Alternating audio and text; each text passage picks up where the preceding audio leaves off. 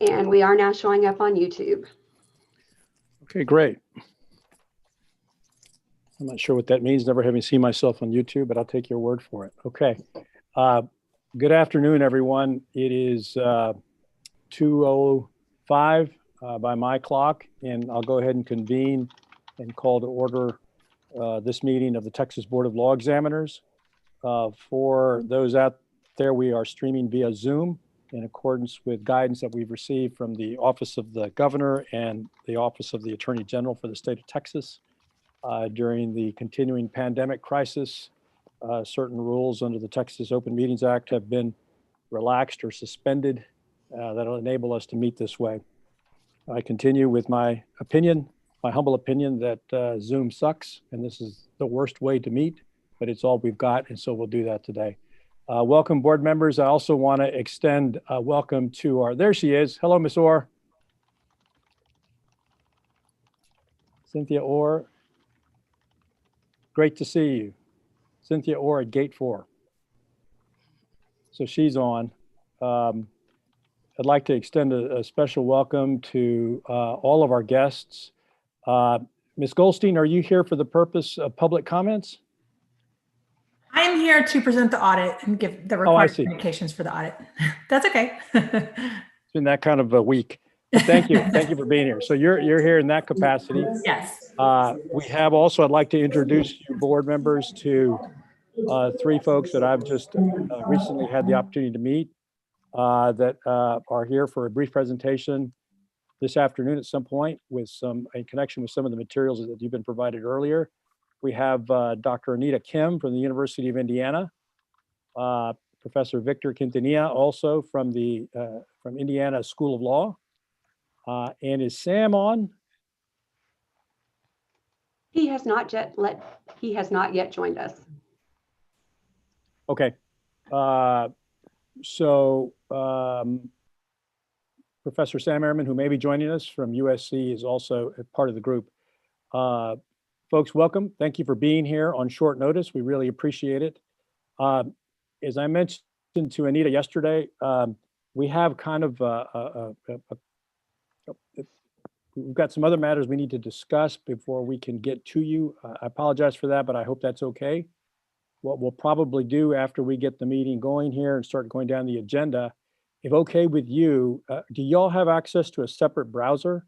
Because what we're doing with folks is we put you in the waiting room.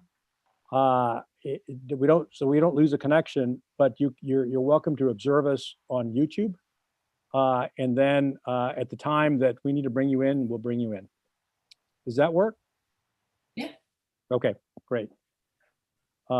Super. All right. And so let me see, any members of the public present that I haven't recognized or can't see on my screen? We have two members of the public waiting in the waiting room, Mr. Okay, Rivera. very well. So let's go ahead and bring them on in.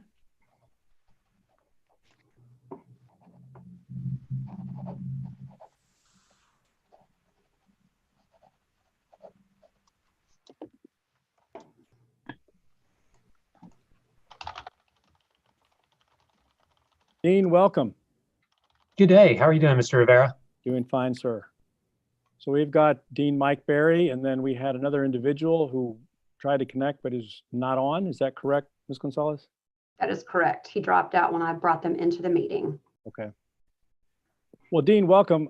We've just started the meeting, and we're going to go ahead and allow communications from the public at this time, agenda item 3, and invite you to speak if you'd like for the customary minute. Thank you. I figured I better attend because I've got a streak going and I wanted to make sure that I continued it. Actually, just two things. One is, as you're planning for February, and I know that's later on in the agenda, we look forward to the opportunity to work to ensure that we have a safe and successful process for February. So just looking forward to that. The real reason I joined today is I expect that unless you have an emergency meeting, this is the last meeting at which Ms. Hendricks will participate. And on behalf of myself, and I'm sure I speak for the other deans, I just wanted to thank her and acknowledge all of the work that she has done over the many years. I've had the pleasure of working with her for the 4 or so years since I've been really focusing on the bar exam, and recognize that the relationship that we have between the law schools and the BLE in Texas is a special one, and it is different than exists in many other states. I know that we have the ability to reach out to any of the leadership at the BLE, and we're going to get a response. They're going to respond to us, and they're going to be professional, and they show great care, and that is a testament to the leadership that Ms. Hendricks has demonstrated. So I just wanted to take a moment before she retires to make sure that she heard from us that we very much appreciate her leadership and all of the work that she has done and the strength of the relationship that she has created between the BLE and the law schools. So that was it for today, and I look forward to the further conversation about February after you address that issue later. Dean, thank you very much. Ms. Hendricks? Oh, thank you, Dean Barry. I appreciate that very much. I wasn't expecting any acknowledgement, but I really do appreciate it. And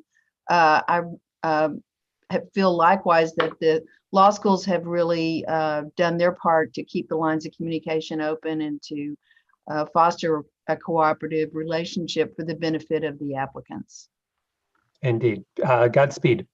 Thank you. Thanks, Dean. Appreciate you. Okay, so at this time, unless there are any other members of the public on, Ms. Gonzalez, can you move those folks not in the meeting over to the waiting room if they wish, or offline, Dean, if you'd like to watch on YouTube? Mr. Rivera, would you also like me to remove participants who will be later in the agenda? Ms. Kim and Mr. Quintanilla, or would you like for them to stay in the meeting? Yes, let's go ahead and have them in the waiting room. Okay, I'm moving them now.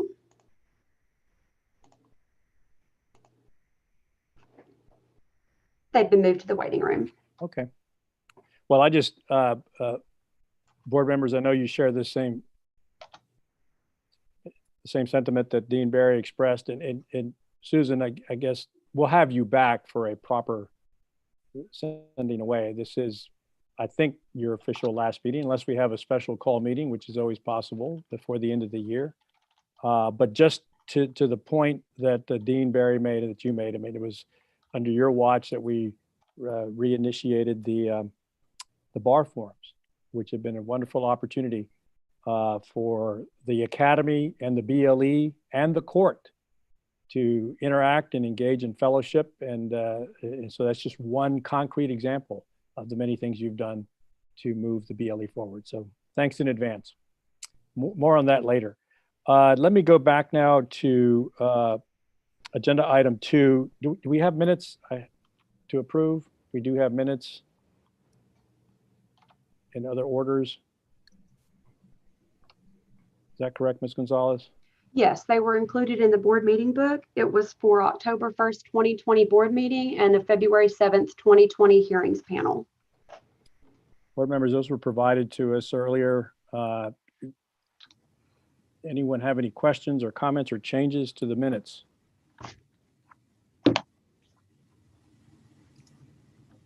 Or the certified agendas, anything that we're being asked to approve at this time? If none, do I hear a motion to approve?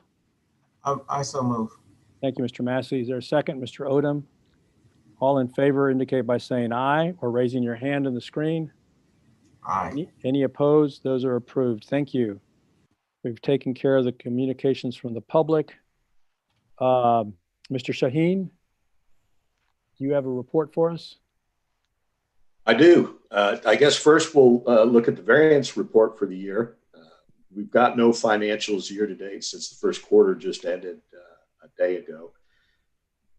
So for the year ending August 31st, we had predicted a net loss of $213,000 in our budget. Actual year to date results was net income of $85,565, which was a positive variance of right around $300,000.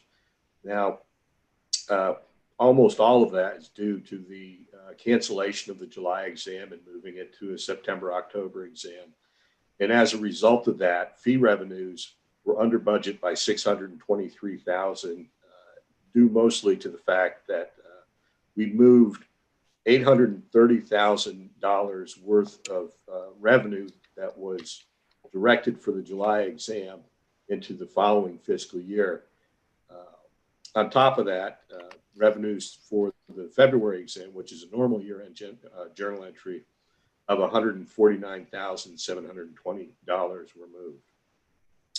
Professional fees were under budget by $208,000. Of course, that's because we had no exam graders to pay for the July exam, and we moved that budgeted amount into the following year. Travel, of course, was under budget by about 35%, primarily because nobody was traveling anywhere, and again, because we didn't have the July bar exam. Materials supplies were slightly under budget by about $13,000. 7,000 or so of that was directly related to the cancellation of the July bar exam. We had incurred some costs for masks and whatnot. And those expenses were moved forward into the following year when we actually used the supplies that we purchased. Other operating expenses was under budget by $372,000. And among that, the multi-state exam, which didn't take place for the MPT and the MBE for July, was $252,000 of that. And exam proctors, which we had done for July, was another $110,000 of that. Likewise, rentals and leases, cancellation of the July bar exam resulted in no facility rentals. We had numerous deposits for facilities, and those expenses that were not directly reimbursed were moved forward to the current year. And outside of that, the one big positive for the year was investment income was over budget by $11,888. I'm sure, given the rate that interest rates have taken the direction this year, that's going to be significantly lower as our CDs and share certificates renew. Any questions? Pandemic, heck of a way to tighten your belt, but I guess, you know. Any questions for Mr. Shaheen, board members?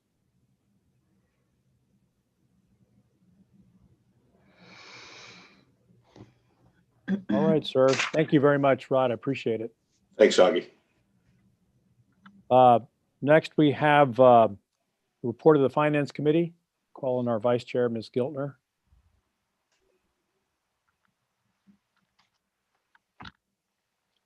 I'm sorry, Teresa, you're on mute. Did we do that? We did the audit report. Is that? I do have required communications. I don't know sorry. what agenda item I'm on. Yeah, no. I'm sorry. I 4C. blew right past that. Sorry, 4C. Yes. Let's go back. Put a hold on it, Ms. Giltner. That's okay. I was going to wing it back to Rod anyway. So Ms. Goldstein, welcome again, and thank you for being here. And tell our friends at Weaver we say hello. So Thank you. Yeah, no, I appreciate it. Again, I'm Rebecca Goldstein. I'm a partner with Weaver.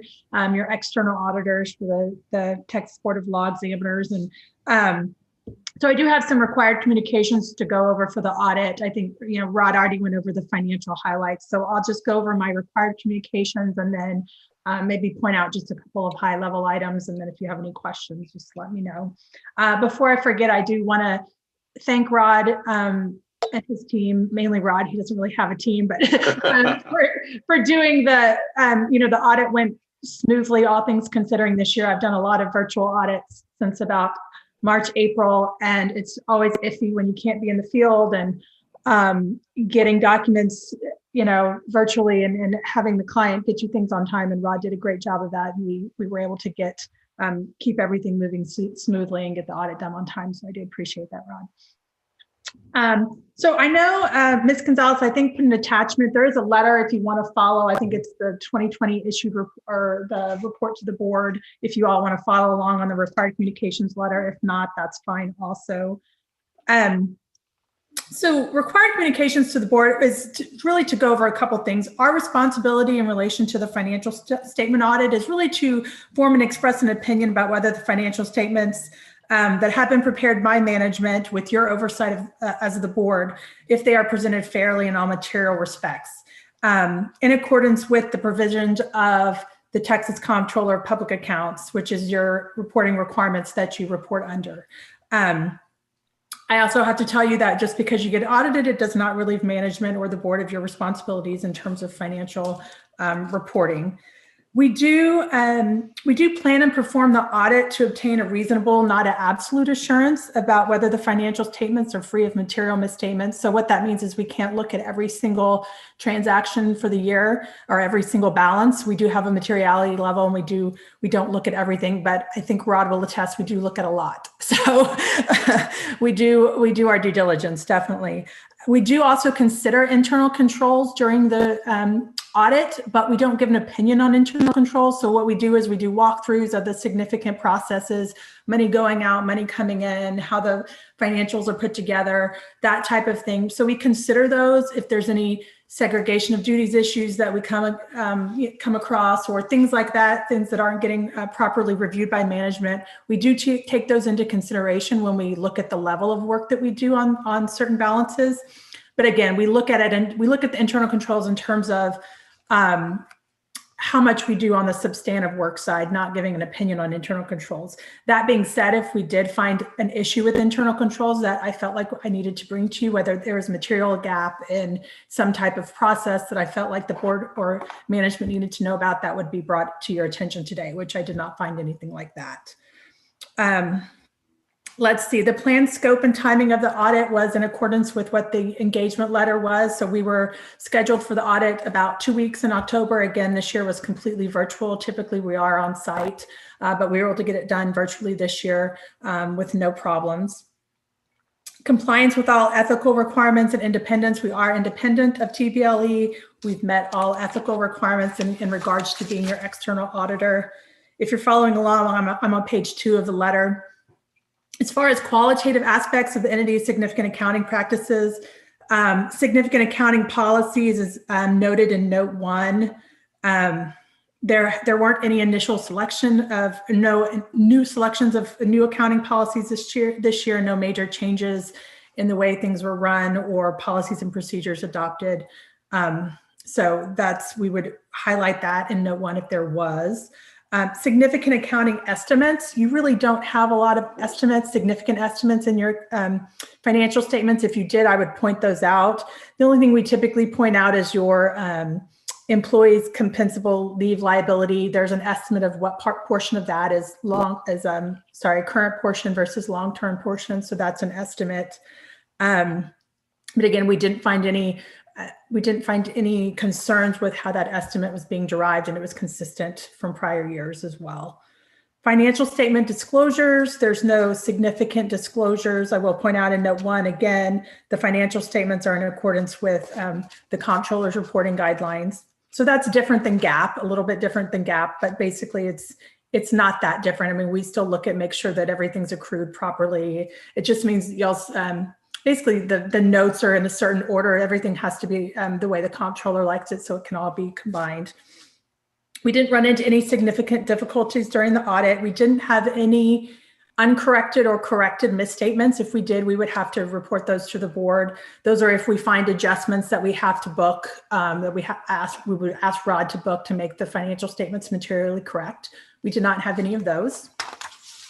If you're following along, I'm on page 3. There were no disagreements with management.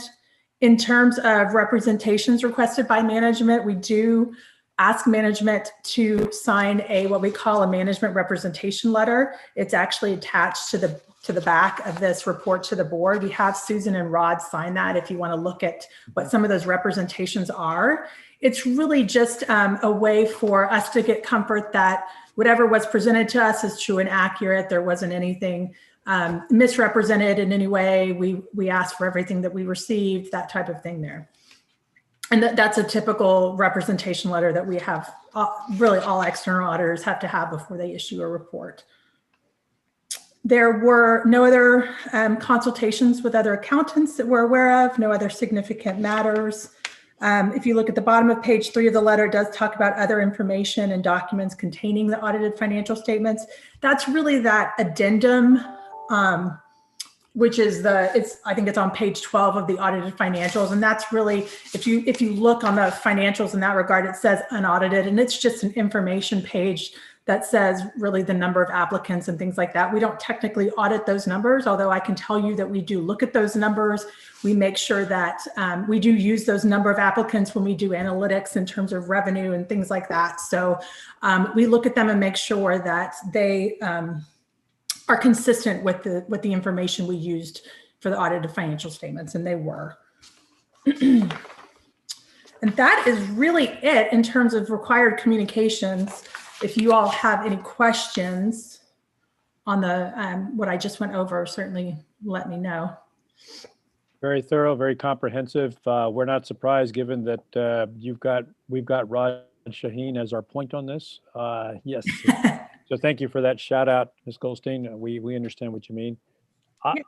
I will point out when you look at the financials, we did add a note 9, subsequent events. It does talk a little bit about COVID. So we wanted to highlight the fact that the July board exam was canceled and it was postponed. So if anyone were to look at prior year and current year, you're going to see your prepaids are up, right? Because you had expenses that, deposits and things like that are sitting there for the July board, but your revenues were down as also, and then you have a bigger deferred revenue balance. So all in all, it didn't really affect your bottom line that much, which is good, in terms of the financial results. So we do have that subsequent event note in there. And then I will just point out also at the end of the audited financials, we do give an attestation report on the Public Funds Investment Act. So we do look at that as well, and just make sure that TBLE is in compliance with PFIA. So we did do that, and we didn't have any issues with that as well. So. Well, thank you very much for your report. I'm trying to get to another agenda item here, but don't want to rush you board members. Does anyone have any questions for Ms. Goldstein or the audit report she's just presented? We did get it in advance. We had an opportunity to review it, and now it's been presented. I don't remember. We don't accept this, do we? Do we have to formally accept this? No? Okay. I didn't think we did. Just review it. Okay. Well, again, unless there's somebody who wants to say something about the audit report, we can always cover anything you think about later with Ms. Giltner and the Finance Committee report. But Ms. Goldstein, thank you very much. Thank you. Appreciate it, guys. All the help. Thanks, Rebecca. Thank you. Take care. Thank Okay? you. We appreciate it. Thank you. Board members, unless there's an objection, I'd like to move now to agenda item 10A. 10A. And for the benefit of Ms. Orr, who is beautifully checking in from her gate, we really appreciate it, Cynthia. I want to go ahead and turn it over to Ms. Wong. Nadia, 10A, your report on plans for administration of the February 2021 bar exam. Okay. So we have been advertising, so to say, the bar exam as an in-person exam, and we do have plans and space to administer it in Houston at 2 giant ballrooms in Houston, and at 2 locations in Dallas, in the Arlington area, and then at the Palmer Event Center. So again, we've been planning to just socially distance people and administer the exam in person. We haven't gotten a lot of objection to that. Not a lot of 1 or 2 questions about whether we might go remote. Going remote is now an option. The NCBE has announced that we can give this exam remotely. If we want to give it remotely, well, either way, we have to let the NCBE know by December 9th whether we're going to proceed to give the exam in person so that they can have the printed materials ready for us, or if we're going to do it remotely. And they have said that we need to pick one or the other. There's a little nuance in that.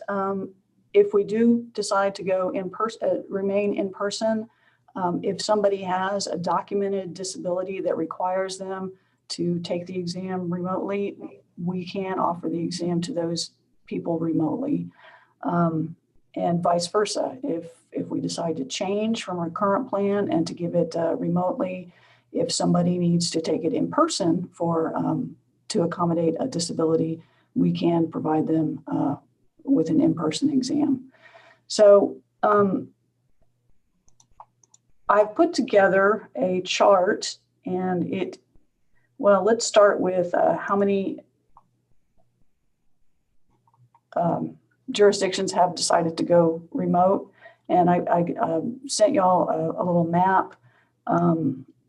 And you can see from that map, actually, I'm going to share my screen.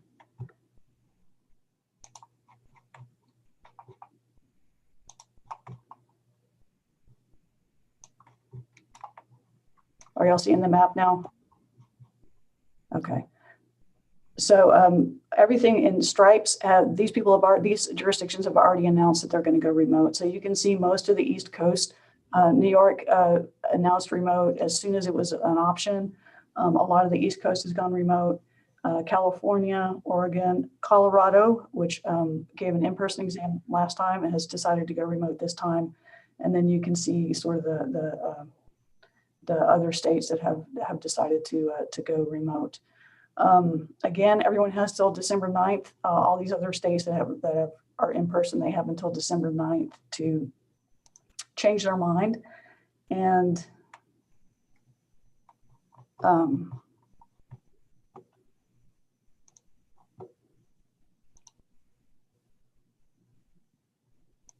okay, so that's kind of the landscape. So I wanted to look now at the chart that I gave y'all that kind of goes over the pros and cons. I mean, the biggest reason I think to stay in person is that I believe it really does give the examinees a better experience. We have been through the online process, and we saw a lot of examinees struggle with it. We had examinees whose cameras went out and they couldn't finish the exam. We had examinees who had fire alarms go off, and they just carried their little laptop with them and they kept taking the exam. They couldn't get any extra time. They just had to keep working on it. When I'm reviewing the monitoring videos, we do see, people whose roommates are making noise, their little kids are trying to get in the room with them. And we had people struggle with the technology itself. We had a handful of people who couldn't figure out how to do the multiple choice exam. And so we ended up not being able to grade their exams. We had people who, despite how easy we made it, we had a couple of people couldn't get their passwords and couldn't take the exam. And then we had a couple people who ran into issues that could have been resolved in time, but they weren't resolved in time. And so they were not able to complete certain sections of the exam. So, I mean, there's a lot more people in the remote arena who just aren't going to be able to finish the exam. Whereas when we give it in person, we are right there. We can, if their computer crashes, we can give them paper, they can take it. If they have a question about the technology, we have on-site engineers who can answer their question right there. They don't have to get on the phone. So we're there to support them. Everybody has I think we provide a pretty good testing environment for everybody. We keep it quiet. We've got the clocks there for them. So everybody has the same testing experience. We also, they get the paper copies of the exam. There was when we announced that we were going to give the October exam remotely, there were a lot of people who really did not want to have to take the exam without having a paper copy of the exam, and without having scratch paper, and without having something to write. And so if we give it in person, they'll have the paper. It's more secure. I think the bottom line is it's more secure to give it in person, as far as us being able to prevent cheating. It's just, in my opinion, it's more secure in person. The problem, of course, is COVID. We know a lot more about COVID than we did when we started this journey. And we do have the experience of many jurisdictions who went ahead and gave the exam in person in July and October, July, September, and October. Some of these were big jurisdictions. They had 200 people in a room and nobody got sick. And so we have the benefit of that knowledge now that it really can, it does appear that we can give this exam safely in person if that's what the board wants to do. We've been working with Palmer Event Center.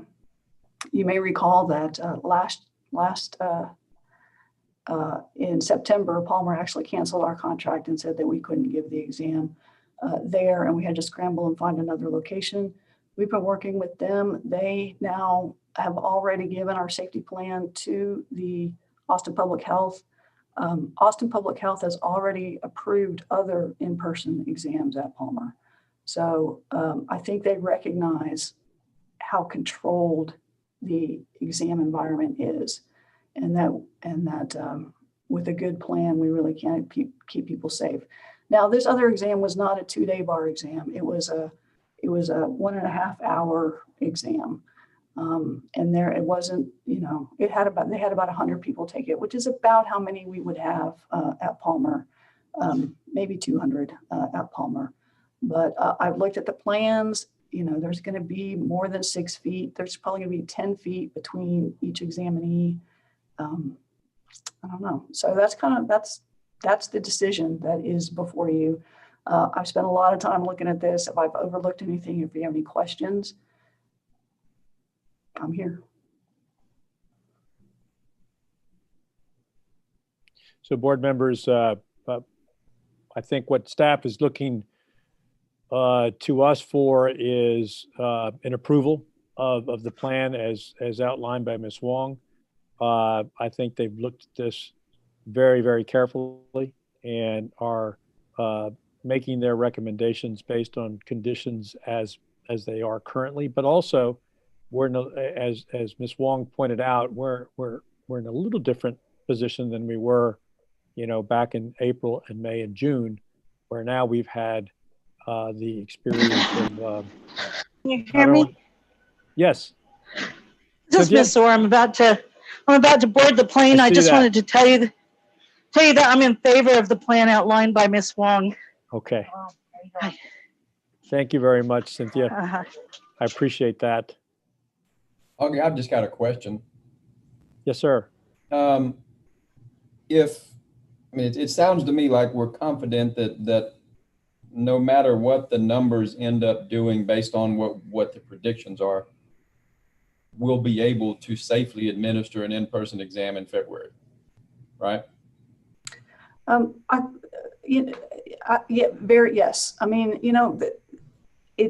I can't give you the certainty that the remote exam offers, where we will not expose anybody. But given, I think we have to assume that some people are going to have the virus, and that the plan that we have put together will still keep people safe, even if there is some infection in the room. Okay. I mean, the reason I asked that particular question is because it seems to me that based on what I heard anyway, once we get past December the 9th, we don't have the option to switch. So if we get to January 15th or January 20th and it looks so bad that we've decided we really can't do this in person, we're stuck. Mm-hmm. Because we can't switch to everybody take an online exam at that late date. Is that generally correct? That is generally correct. Okay. Al, I would think that we might be able to do that, but we probably won't be. We'll probably still have to pay for the paper, is my guess. Yeah, I mean, I can't see why. I mean, surely if it's the day before, we couldn't switch. But I mean, if we got into mid-January and it looked like, things were just so out of control, there's no way, we could justify doing it. We could figure out a way to give it remotely and be okay. I think NCD wants us to decide now, so it makes it easier on them to get everything set up. Yeah. and us for that matter. And they might make us go ahead and pay for the paper that they prepared for us. Mhm. Well, yeah, actually, this time around, Susan, we pay the same no matter what, whether we do it. Oh, that's remotely. right. I forgot about that. Yeah. The other player Yeah. in this is ExamSoft. And they, you know, there's a lot of work for them to do we're a fairly big jurisdiction. So at some point, they're going to tell us it's too late to switch. They Well, will. what about another option? And that would be to plan on an in-person exam going to Palmer. If conditions get really bad, then falling back on the hotel option that was successful in September. Yeah, we have discussed that. Susan and I actually talked about that. And I think if we do that in the same locations as we've already told the examinees that they would be testing at, you know, Austin, Houston, Arlington, I don't think it would be that disruptive to them. It's more expensive, and I think I laid that out in the chart. For us. Yeah. For us, Yeah. correct. And we'd have to secure the space on relatively short notice. Correct. But Yeah. that could be, you know, that can be done, I guess. Yeah. I'm thinking if things have gotten bad, that people will be able to get the space. I mean, Right. those kind of things will kind of balance off. I mean, they'd be happy to rent it to us. We did it on 1 month notice for September. Right. Right. Okay. That's a good backup plan, I think. So I have a question as to have Sure. we consulted with Justice Busby about this in terms of, I guess what I'm mostly concerned about is the safety issue and the perception that it could be that we're not looking out for the safety of the examinees, and that's, you know, overall with all the other problems with the remote exam, at least 100% safe, you know, that we weren't exposing anybody to any danger. I mean, they didn't have to travel to another place, and knowing what we know now about the exam, obviously we learned something about the remote administration, and some of those problems maybe could be avoided. We could advise again, you know, maybe do a little bit more work in advance to secure some office space from law firms, you know, through the state bar, that people could take it without kids knocking at the door and other things. And overall, we would avoid any suggestion that we were exposing this crop of potential lawyers to danger. So, so my questions are, have we talked about this to the court, which I'm not sure if they're the ones that have to approve it or we're approving it here. And secondly, have we discussed it with the law schools just to get feedback as to how they think that we should be handling this?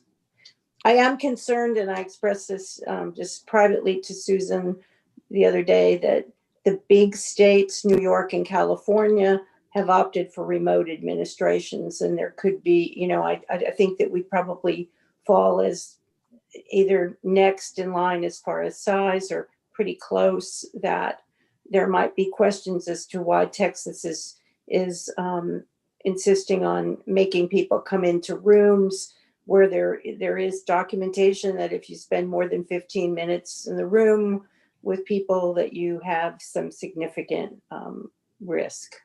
So that's a long way of saying That's a lot of questions. Yeah. So I don't know. That's kind of hard to respond to. But first of all, we're not even close to the size of New York and California. Yeah, I mean, they're 3 or 4 times larger than we are. But so surely they're going to administer it in multiple places where they wouldn't be exposing more than the numbers that we would be having come. I would assume that they haven't done an in-person exam. So, okay, well, so, you know, but they do multiple locations. You know, before the COVID pandemic, they did do multiple locations. And I really think that it's very difficult because of the size of those exams. They would have to come up with so many sites to spread everybody out that it's just really, logistically. You know, we went from 1 site to 3 sites. They would be going from 3 sites to 9 sites. I mean, it's just that's exponentially. Just let me ask you a question, just for my understanding. If someone's taking the New York bar remotely, do they have to be in New York to take it? They don't, and that does bring up the whole idea of courtesy seating. Since we are giving the UBE, it would, ideally there would be a state out there that is giving it remote that would allow anybody, even if they don't have plans to get licensed in that state, to just take the exam through them. At this point, none of the states that have announced that they're going remote have offered courtesy seating.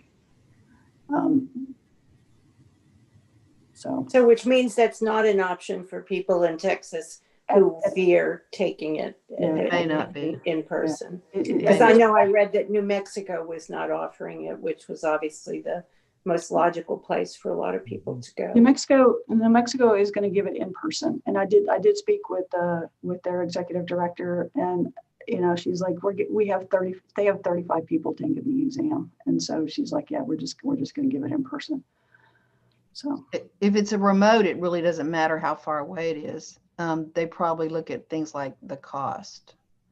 I do think Nadia has a presentation on security measures that I think the board should see before making a decision on this. And I think Augie has something. Do you want to report about Justice Busby? Yeah, I can answer that directly. I did talk to Justice Busby, and the court is looking to us to give them or to decide the question of what we're going to do in February.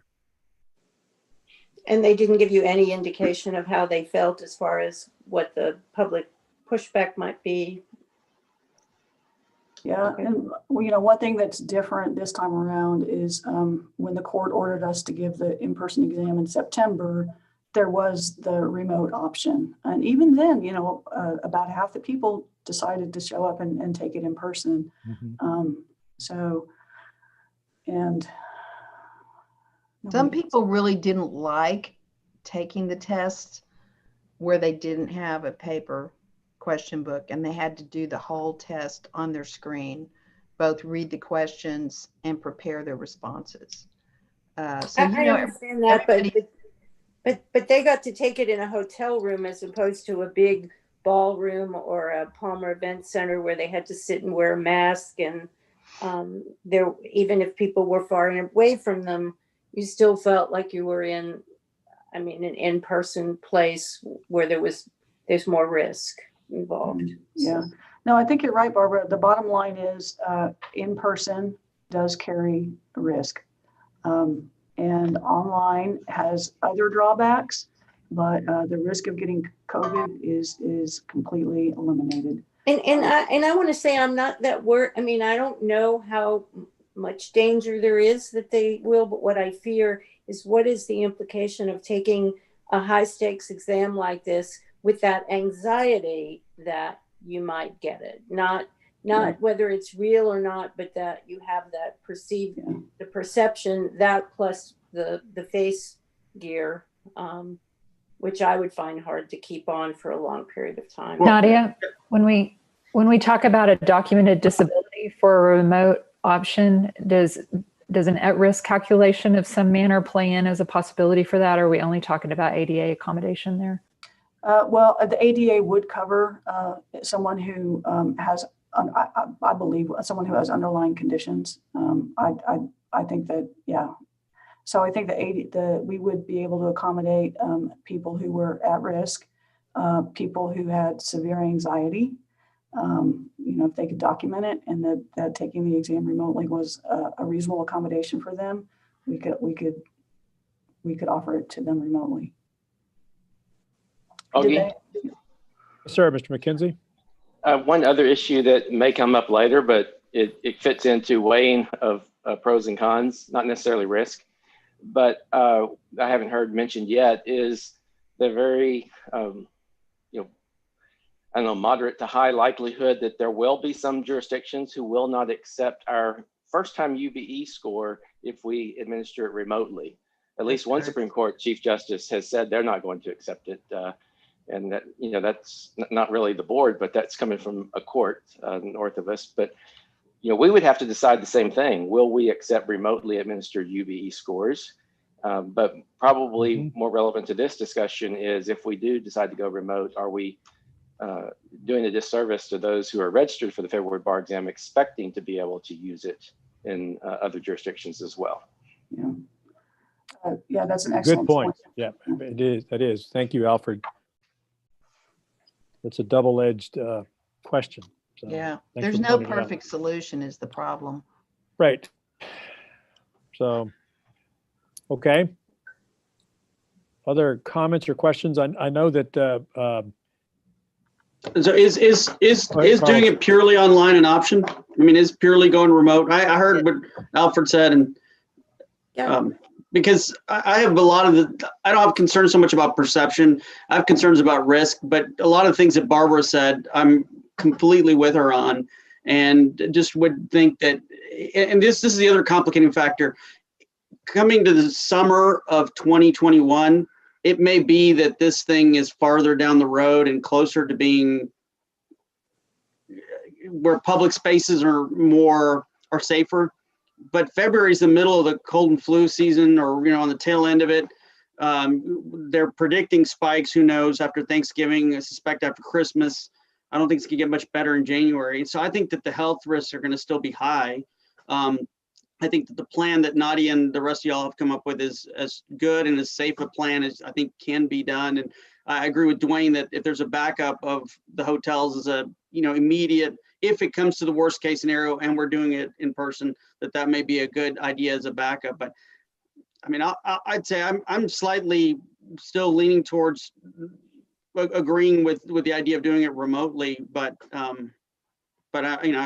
that's my take. I think it's a tough call. I mean, it really it's a tough is. call. Yeah. And I'm not firmly in that camp. I'm just kind of leaning that way. And I just was wondering about first feasibility, and second, if we'd had any other. What Alfred said is very interesting about at least one judge saying they wouldn't recognize it. I don't know why that would be the case, but Well, yeah, I mean, it's because of the security risk. But as a licensing agency, you either license and then you certify or not. Well, I think we should maybe move to 10B. Okay. So I'm not stopping the discussion for good. I'm just stopping it for now because there's something staff would like to show us. But for that, we have to go into closed session. So at 2:52, the board will now go into closed session under Texas Government Code Section 551.076 to deliberate the deployment and implementation of security devices for the Texas bar exam. And so again, mark 2:52, and we're now moving into closed session. And so Ms. Gonzalez, who do we need, Ms. Wong and Ms. Hendricks on the call? Allison Drish should definitely be in with us. Okay. And maybe Sierra too. Okay. Yeah. And Lynn. Okay. Sorry, and Lynn. So let's keep our counsel. I think Kai as a assistant director should be in it too. Yeah, I agree. So I think we'll ask Mr. Shaheen to excuse himself. Thanks, Rod. Thank you. I'm now moving folks into the Thank you. private meeting room.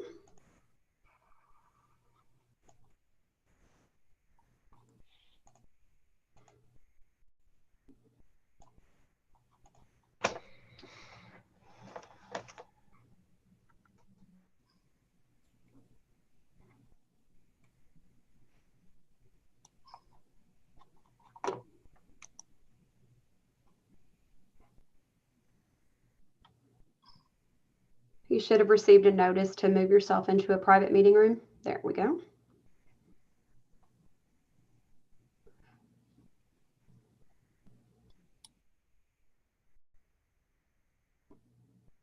Did you receive the notice? There we go.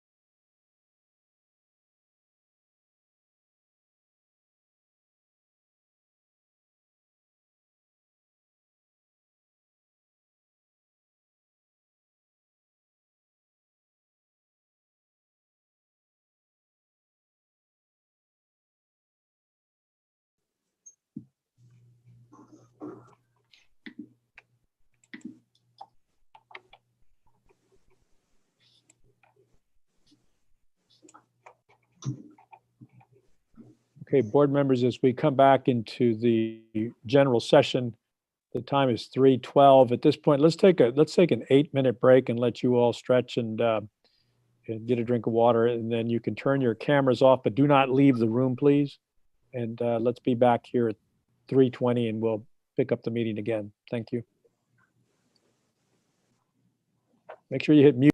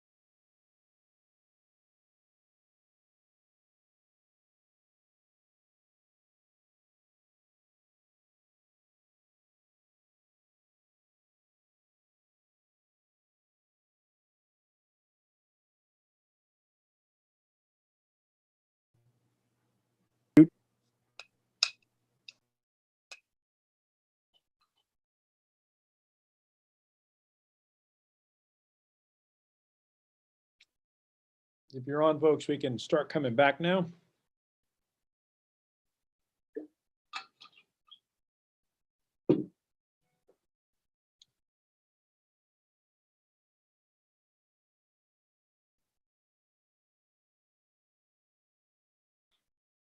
Dwayne, do you have a nice Thanksgiving, sir? Didn't use it. I haven't used it. You haven't used it. How about you? I just haven't, yeah. Sorry. I think you're muted. But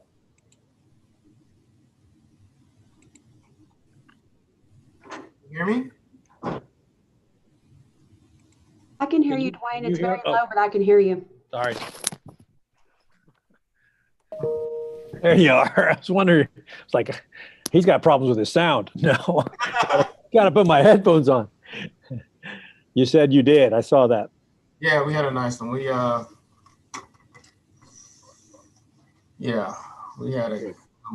had some interesting food though. We were non-traditional this year. We had Peruvian food for Thanksgiving. A little interesting. Lomo saltado?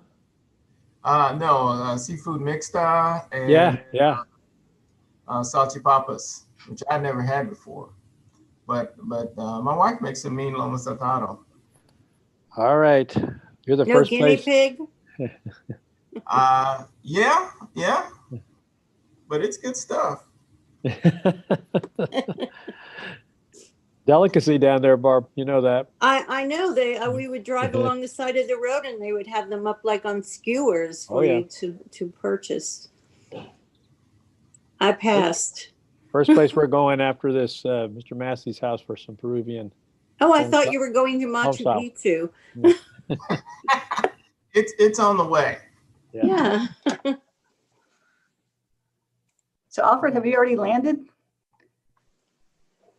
Oh, we were driving. So yeah, we Oh, have okay. arrived at the Rotary House at MD Anderson. Okay. And I'll be here for a couple of weeks until I get checked into the hospital, and then outpatient in Houston for several weeks after that. So Rotary House is on Holcomb? It is. Yep. It's actually part of the hospital system, and there's a sky bridge that takes you into all the medical facilities. My brother had nothing but compliments for Rotary House. He was there for 6.5 months and had nothing but compliments on the hotel itself, but also how easy it made his treatment. It's it's because it's owned by the hospital but managed by Marriott. It's a good combination of all the right care that you need. Well, Alfred, it's great to see you and your great smile, man. Appreciate you. Glad to be making the plugging effort. along, and Yes, sir. And then we're going to enter 2021 COVID and cancer free, I hope. So that's it. That's what we want. We will all be thinking about you through this. Mr. Rivera, the only person we're waiting to join us is Miss McKim, and she may be on. Are you with us, Miss McKim? I am, but I'm going to have to stay off video for just a little bit. Okay. For the record, I think as technically you, as a board member, to be present, you have to be visible on video, but I think as long as we maintain a quorum, I think we're okay. I don't see If we Ms. need Gilman. There to she is. take a vote, I'll hop on as best I can. Thank you, Anna. Appreciate it.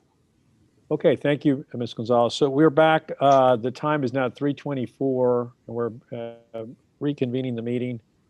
So board members, now's the time where we can continue the discussion and deliberation of what we'd like to approve in the way of a plan for February. I think you've heard what staff has recommended. You know, some of you have raised some very, very good points about the option of remote. And so anybody want to pick up and continue? I mean, at some point, we'll the chair will be happy to entertain a motion, and we can, that won't foreclose any further discussion. We can do that, but I just have one more question if Sure. I could, or at least one more, I guess. But Nadia, do we know information about, in the states that had in-person exams, how many people at maximum were in a room being tested, and what was the the type of room and sort of the seating distance between people? Mhm. We know a little bit. A lot of the jurisdictions were smaller, and even some of the bigger ones divided up into really tiny, like 10 people to a room. But there were several who had, 100 or 200 people in a room, and they actually had the examinees stay seated and eat their lunch in the room. We've been advised that it's better to dismiss people and have them eat lunch outside. And how did they handle the entering and leaving? What kind of protocols so that to keep people from bunching up in the hallways and things like that? Very controlled, very planned out, and very staggered, which is, the way that we would do it too. So you would have, you would maintain the 6 feet, and you would have, so unfortunately some people were sitting for quite a while as the rest of the applicants entered, but it's nothing like what you're used to seeing at our big sites where you just have, we would have people, our plan is to have people arrive in like 30-minute increment, 15 to 30-minute increments, and have them line up at certain spots in the arena, in the hallway, and then lead them in section by section and seat them. So there's no milling about. They just go straight to their seat and stay seated. And what's the maximum number of people that we expect to have in any one test site? Up to 250. We have currently 1,300 people who've applied for the exam, for the February exam. I think some people, deferred to February because of the confusion with COVID. Some people deferred to February because they wanted to take the UBE. But we do have, we're going to have, I would say, 1,000 to 1,100 people spread out through the 3 cities. But I thought you heard 2 sites in Houston, 2 sites in Arlington, and 1 site in Austin. Correct. Austin would be the biggest, would have the most people in it, but it is the biggest site. Nadia, are they actually separate locations or just 2 rooms at the same site? In Arlington, it's separate locations. They share a parking lot, but it's a hotel and a convention center. And then in Houston, it is 2 ballrooms on separate floors. And so just so I understand, how does it get around, like I think Austin, we're in, they call it stage 4 or something like that. How does it get around those restrictions on meeting sizes? Yeah. I think because in Austin, the public health would sign off on it ahead of time. And we are technically a essential government function. So it's not a social meeting. Definitely not that. Yeah. Good question. Okay. Yeah, and I'll tell you, I've gone back and forth on this, but what I wanted to let you know is that I do feel completely comfortable. If y'all decide to give it in person, I feel completely comfortable that is a reasonable decision. So. Nadia, I had a question. Do we know at this point, as of today, of any jurisdictions that have announced that they are administering the February 21 bar exam in person? The only one that I know that I know is just New Mexico. New Mexico, okay. Yeah. Everyone else is. We're not tracking those announcements. The announcements that are getting tracked are the people who announce that they're going remote. Remote. And Nadia, to follow up on that, New Mexico, you said it was 35 people that are scheduled. And with regards to the number of jurisdictions that have already gone to online or remote, what's the current number? I know you showed us the graph, but what's the number, do you know? Honestly, not without looking at the graph. Okay, sorry, I didn't mean to put you on the spot, but no, you're fine. You Oregon, California, Nevada, Colorado, Illinois, Indiana, Ohio, Pennsylvania, New York. So. Isn't it pretty much all the East Coast, it looked like? But there's also like, there's also Alabama, Tennessee. Didn't you have Ohio? I thought Illinois, Kentucky. Yeah. So I'd say I mean, it's about half and half. I can show you the map again. Why don't I just do that? Well, yeah. I mean, I'm just interested in numbers. I mean, like, what are we? So, because just for informational purposes, total number of jurisdictions, percentage who have already announced over the total amount of jurisdictions, and then also number of examinees who are going to be taking it nationwide. What percentage is that? I would suspect it's a pretty high percentage if New York and California are already on board. Yeah, I think, you know, Texas, we are the big, and Virginia is bigger than us, I think, when it comes to giving the exam. So we're the two biggest states that have not announced remote. All the others are small. And do you know when Virginia is going to be announcing or making its determination? By December 9th. Missouri's pretty big too. And do we have any sense from their Board of Law Examiners in Missouri and Virginia, the other sort of comparably sized jurisdictions, what they're doing? Do we have I mean, they haven't made a decision yet, but do you have a sense of which way they're leaning? Well, I will say both of them went in person in July, but I haven't spoken to them. I might be able to do that, you know, during this meeting and let you know. But I haven't done that.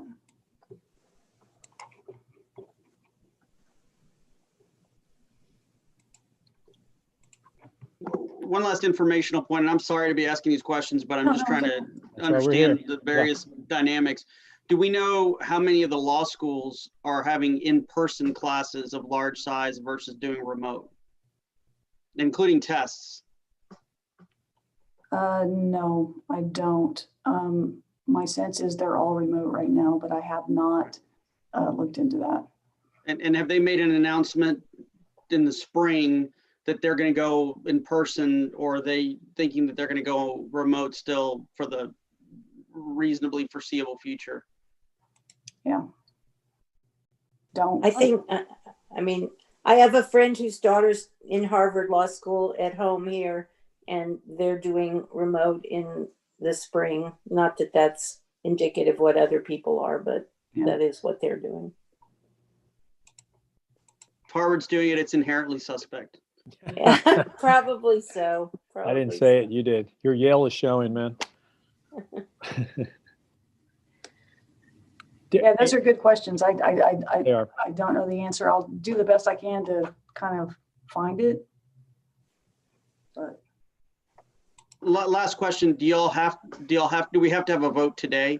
I'm thinking the answer is going to be yes. See, Susan. Okay. All right.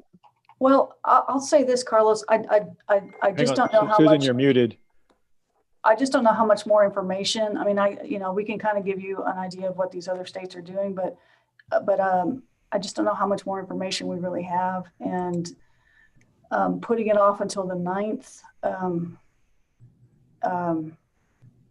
sooner is definitely better. Understood. And I really appreciate everything y'all done. I'm not trying to. Yeah, you'd have to have another meeting. Right. Yeah, no. Which we could. We could. I mean, you know. Well, okay, but you're not supposed to notice. You really can't. You can't, unless it's an emergency. You can't have another meeting within. Well, not before the 8th, right? Yeah. Not before that day, but you know. I think this could qualify as an emergency, but what are we going to learn between now and then that's going to make a difference in what we decide? I mean, that's the real issue. We're not going to learn anything between now and mid-December or late December that's going to help guide this decision, I don't think. Yeah. By the way, Dean Berry has let us know that many law schools are holding classes in person. So South Texas College of Law is meeting in person. And that's what I thought I understood from the University of Texas. So I'm prepared to make a motion if the discussion is done, but don't want to rush anybody. Let me just say, I mean, what I also heard that with respect to, the idea of holding it in person, that there was also a suggestion that we could, or a recommendation that we could have as a backup plan, the hotel, option as well. And I think Nadia and Susan, that's doable. I mean, you can't do it the day before, but it's still in person. Correct. And that would be only as a backup plan if, things couldn't work out in person. I said this in the spring and I'm just going to say it again. I'm just uncomfortable sponsoring or supporting the idea of an in-person gathering of 200 people in a city where we're under government orders not to have big group meetings inside particularly. So for me, it's really more, it's a public safety thing. And while I know the risks that are associated with regard to security of the exam, and I support those things under normal circumstances, but for me, I would rather have one more round where we do it remotely, and we try to address some of the problems between now and February of people who didn't have good sites to take it in. But I'm not making a motion because I don't feel like that's the prevalent view. And so I just wanted to say those things before we vote on any motion that might be made. Okay. Thank you, Barbara. Mm-hmm. Further input? Mr. Odom? I move that we accept the staff's recommendation of having an in-person exam as outlined by Nadia, with the backup plan being that if in either the staff's or the board's judgment as we get closer to the deadline, that we have a backup plan to administer it in individual hotel rooms like we did in, what was it, September? Correct. So that's my motion. Thank you. Is there a second? Second. Mr. Massey? Further discussion, board members? I did have one more question. I think you've covered this, Nadia, but the plan has been approved by the state health authority? It's been presented. It hasn't. Okay. It hasn't been approved yet, but it's been presented. Well, let me back up. The plan was approved. The plan that we're proposing now was approved by the Department of the State Department, and the City of Austin is now looking at the Palmer plan and is expected to approve it. Got it. Yeah. Okay. Board members, any further discussion or input or question? I do have a question, but it doesn't relate to the motion that's before us. So, okay. I would just ask that staff also determine, just out of an abundance of caution, what the last date, should we opt or should we want to inquire of ExamSoft, what the last date would be that we could engage ExamSoft should we want to go that route for an online exam, what the last possible date would be if we wanted to convert to an online exam for the February bar. Nadia, I believe that you said that there would be a point at which ExamSoft would say, we can't, at this point, we can't do it. Okay, I will inquire. Yeah, and let me make it clear that my motion was not intended to preclude, if it became necessary, converting to an online option. I mean, I'm moving that we accept the staff's recommendation, and then whatever happens later on down the road. Understood, Al. And I didn't mean to, and that's why I was waiting to. No, but I'm glad you brought that up, because I just wanted to clarify that, I'm not intending to say that if this motion is, voted on and passes, that online is completely off the table forever, because it may turn out for some reason that it comes back.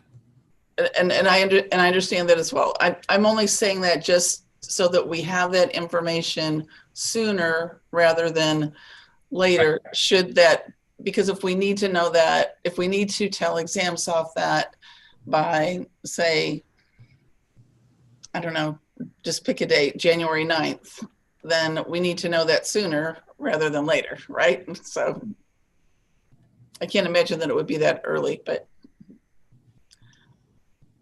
those. And again, yeah, staff's recommendation, the plan is one that includes appropriate social distancing and the use of masks, all the safety considerations that we've talked about that you presented to us. Right. Temperature checks, extreme social distancing, staggered entry, staggered exit, sort of the screening, like, asking them if they've had any symptoms, full refunds for anyone who withdraws, all of the above. Okay. Well, I sense that we are ready for me to call the question, so I'll do so. All in favor of the motion that's on the table indicate by saying aye or raising your hand in the screen. Aye. Aye. Okay. That's 1, 2, 3, 4, 5, 6. Okay, Lori, can you see all that? I'm sorry. Okay. Any opposed?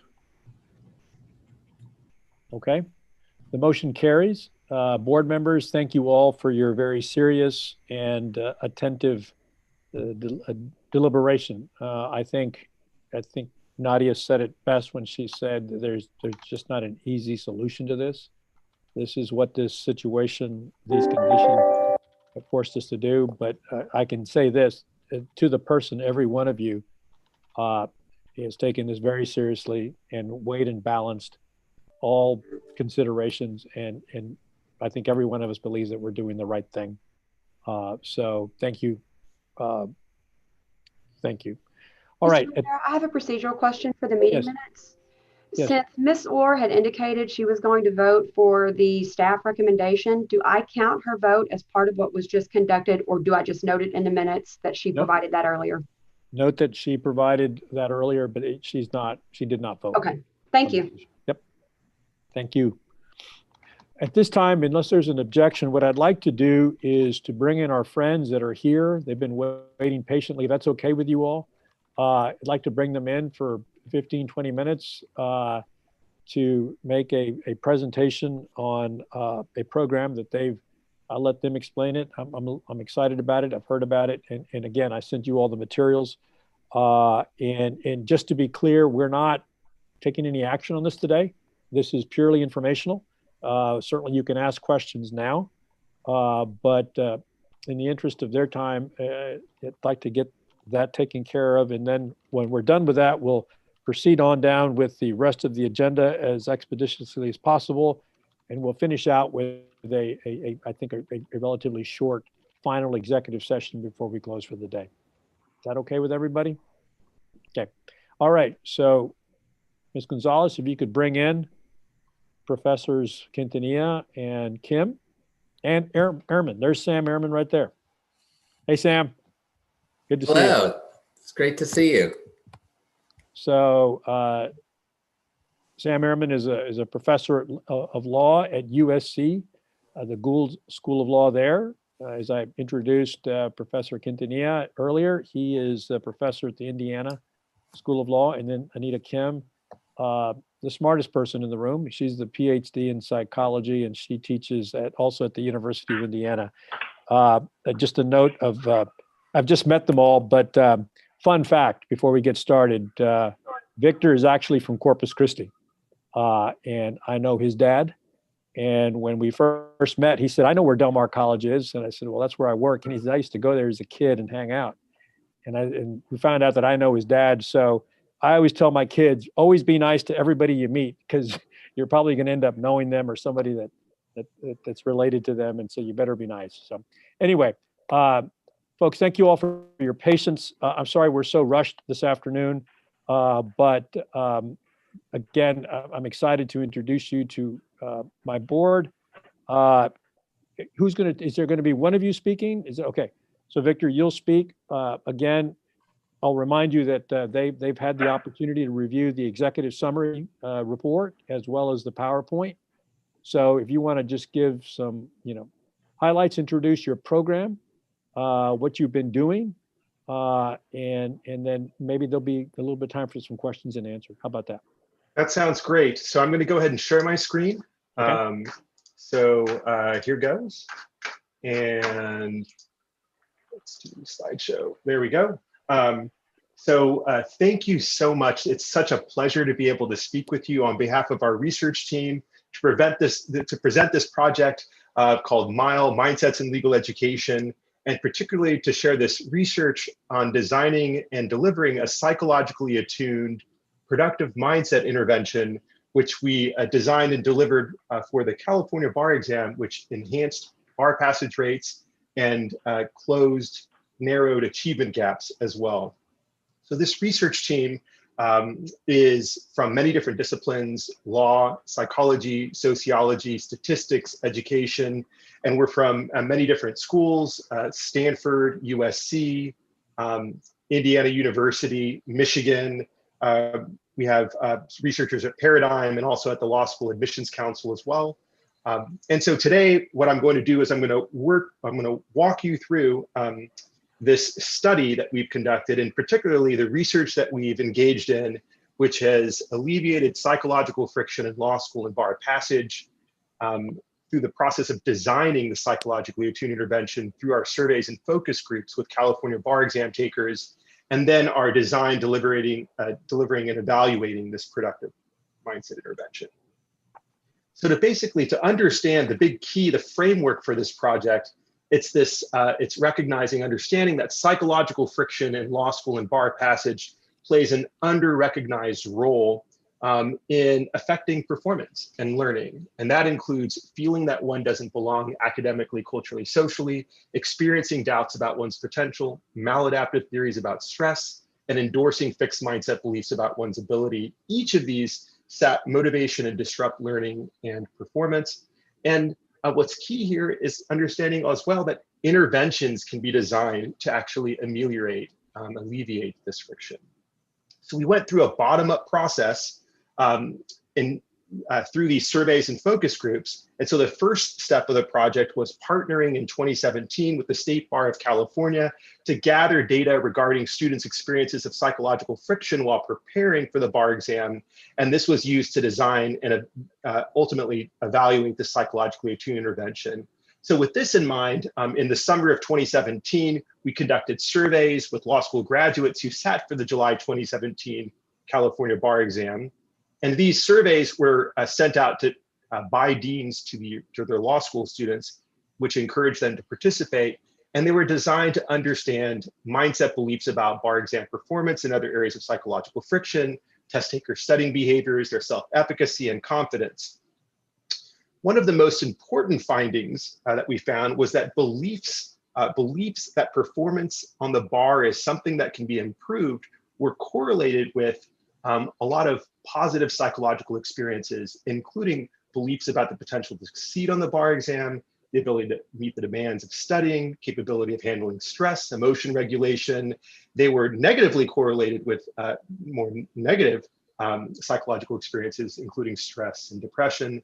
Moreover, they were also positively correlated with efficacy and confidence about passing the bar exam. And while they were not correlated with the quantity of time spent studying, they were associated with the quality of that study time. So in addition, moreover, in 2017, in December, we then conducted focus groups at USC. And these were designed to really have these bottom-up themes emerge. And what we found was that applicants truly experienced limiting fixed mindset beliefs and maladaptive behavior regarding the mistakes that they made over the course of the summer when studying for the bar exam, that they experienced a great deal of stress relating to fear of failure, time constraints, the amount of information to memorize, negative feedback when studying, and they also worried a great deal and stressed about the stress. They experienced both flagging motivation in the beginning of the summer when studying and later in the summer, which led them to have trouble persisting in their studies over the summer.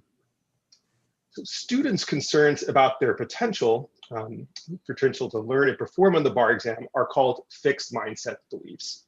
And what we know is that these are a source of psychological friction that can undermine performance on high stakes exams. So the term mindsets refers to personal beliefs about the malleability of human characteristics, and fixed mindsets are associated with the belief that intelligence and abilities are fixed, that potential can't be changed, either you have it or you don't.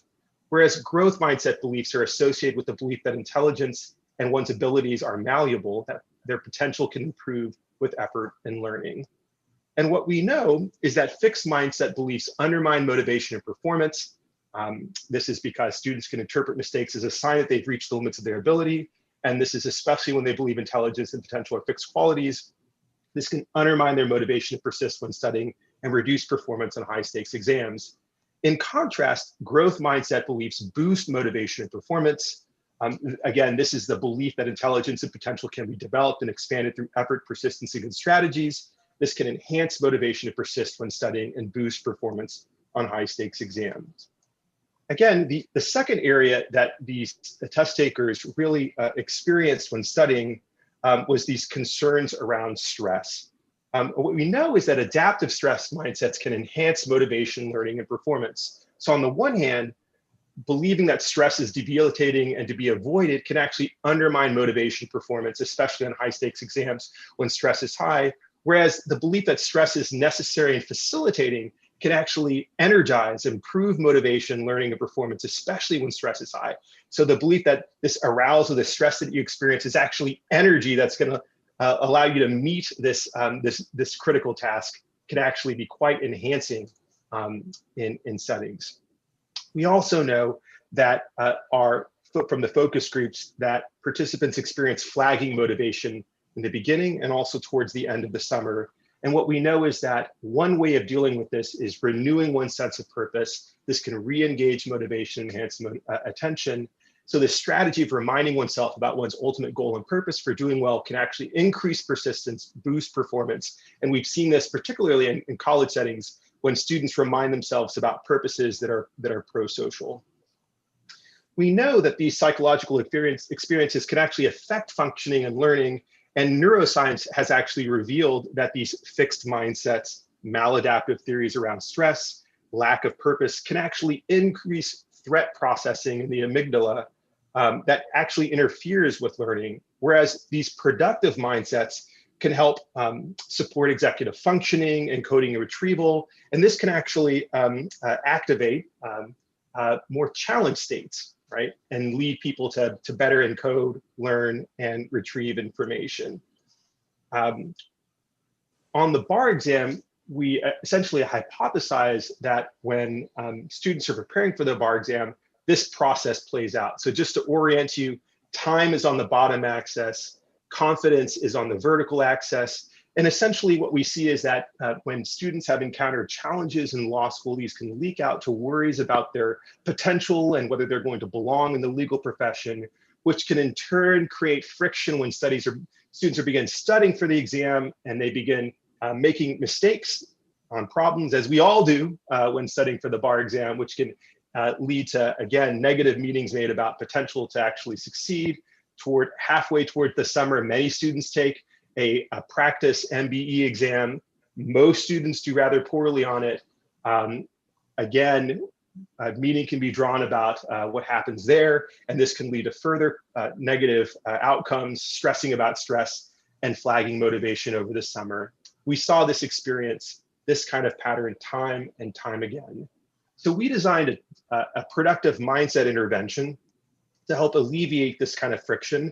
And we scaled delivery for this on the California bar exam.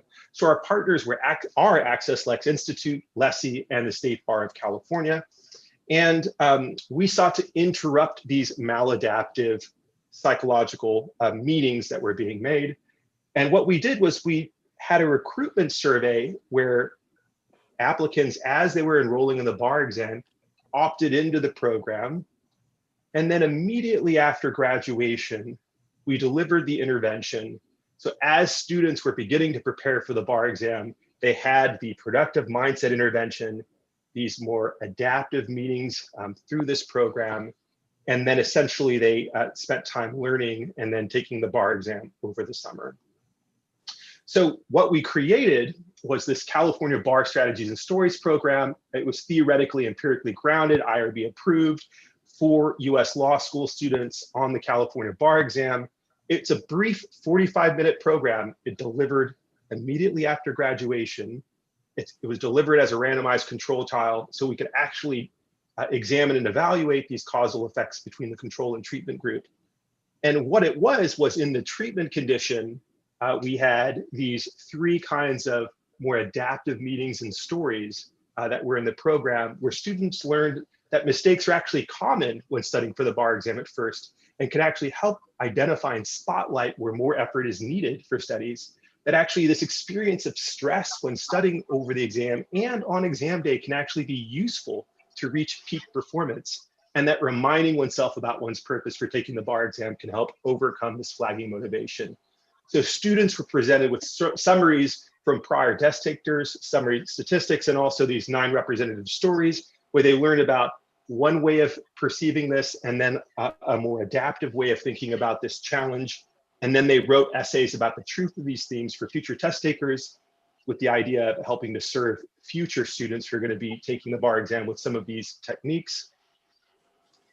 And again, it was delivered online shortly after graduation. So in terms of what we found, let's turn to that. We found that for those who actually completed the program in the control condition, 50.1% passed the bar exam, whereas in the treatment condition, 59.7% passed, which is an increase of 9.6% a pass rate for the program. This is overall. But what's really exciting is that we found the program was especially impactful for underrepresented minorities and disadvantaged students. So here you see that in the control condition, 39.1% of these underrepresented minorities passed. In the treatment condition, 55.1% passed, which was a 16% increase in bar passage rates. For first generation students, it was really, really impressive. And what we found was that in the control condition, 31.8% of first gen students passed the bar exam, whereas in the treatment, 70.3% passed the bar exam, looking much more like the continuing generation students that we saw. So what we learned is that the meetings we make shape motivation and performance in the bar exam, that these kinds of meetings, growth mindsets, the belief that one has the potential to learn and grow, their abilities are growable, are incredibly important. Adaptive theories around stress rather than maladaptive theories about stress and arousal, incredibly important for learning and performance, as is the reminding of a sense of purpose and a sense of belonging. All of these kinds of psychological experiences can either pose frictions or actually boost experiences in settings. And not only do we know that these matter, but we learned that psychologically attuned interventions can actually change these meanings. You can foster more adaptive growth mindsets, stress mindsets, a sense of purpose, which can actually lift performance of the bar exam with a brief online intervention taken at the right window at the start of the summer when applicants begin studying for the bar exam. So this brings us to part 3 of our project, which is essentially now where we're replicating, scaling, and bringing these to other jurisdictions.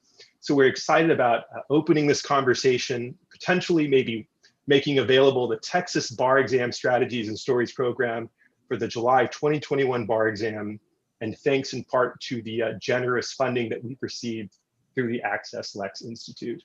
So thank you, Augie. It's really nice to be able to share this work with you today. Victor, thank you very much. I appreciate the time that you guys have taken to visit with us and present it. Just a word of how this came to us. Sam reached out to Ward Farnsworth at the University of Texas and said, hey, we'd like to maybe bring this to Texas. What we're doing here in California is we've got some preliminary exciting results here. And so our friend at the UT Law School, Ward Farnsworth, put them in touch with me, and now here we are. So thank the 3 of you for being here and presenting. Board members, any questions for now? or input or comments? I mean, you don't have to have anything. I mean, you know, this was purely informational. We're going to be taking this up afterwards. I wanted all of you to get up to speed as to where I'm at. But I do think it's something that we ought to seriously look at and consider. I will ask the three of you, we're not likely to meet again until January. I mean, in order to timing wise make this work in July, I mean, is that enough time? I mean, or I just want to make you aware of, you know, we don't meet every week. We're not that kind of board, and we can't take action individually, you know, without a board meeting. So that work for your time frame, Victor? So that actually works, and it syncs with the calendar that Access Flex has given us. So essentially, they've given us funding to work with several states in the July 2021 bar exam, and we need to get back to them about which states we are going to be working with about in that time frame. And then essentially in March, what we would be doing is making this available within the application window for the July 2021 bar exam. So that would give us enough timeline for that. And then, so that could actually work quite well on our end. Okay. Well, and what I'd like to do, board members, I mean, I won't take any action, obviously, on my own, but I mean, if there's, unless somebody has a sense this is a no-go and we want to tell our good friends, thank you for being here, but we're not interested, please let me know now. But otherwise, I think we can continue to move forward and talk to them and see how this would work, and then maybe do something in January or February. Yes, Al? I've just got a question. I mean, once we get to the point of taking action, what is the action going to be if it's something that we're interested in pursuing? I mean, is this something that will be offered through the Board of Law Examiners, or is it just something that needs our blessing before it goes forward in whatever form it goes forward in? Victor, how are you doing it in California? Are you working through the California BLE?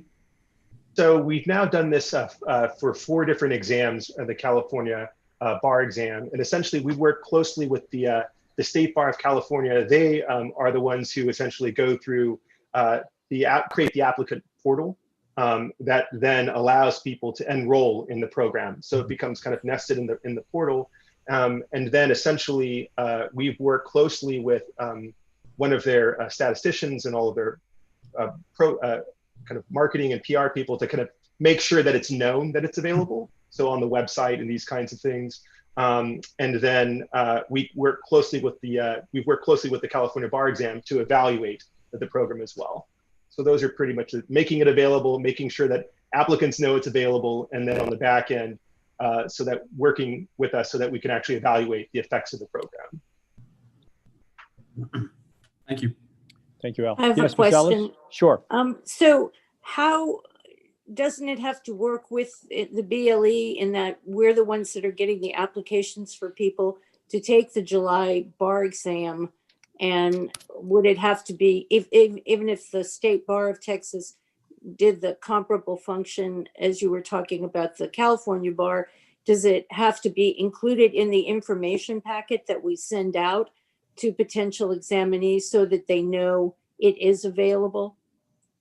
This seems like it makes a lot of sense. Each state has a slightly different process, and here the Texas Board of Bar Examiners is the body that would be that we would be working most closely with in terms of making it available for applicants in that way. That's right. So we would have the portal for the people to sign up. Is that what you're saying? And is that something you would provide to us, right? Yes, that's exactly what we do.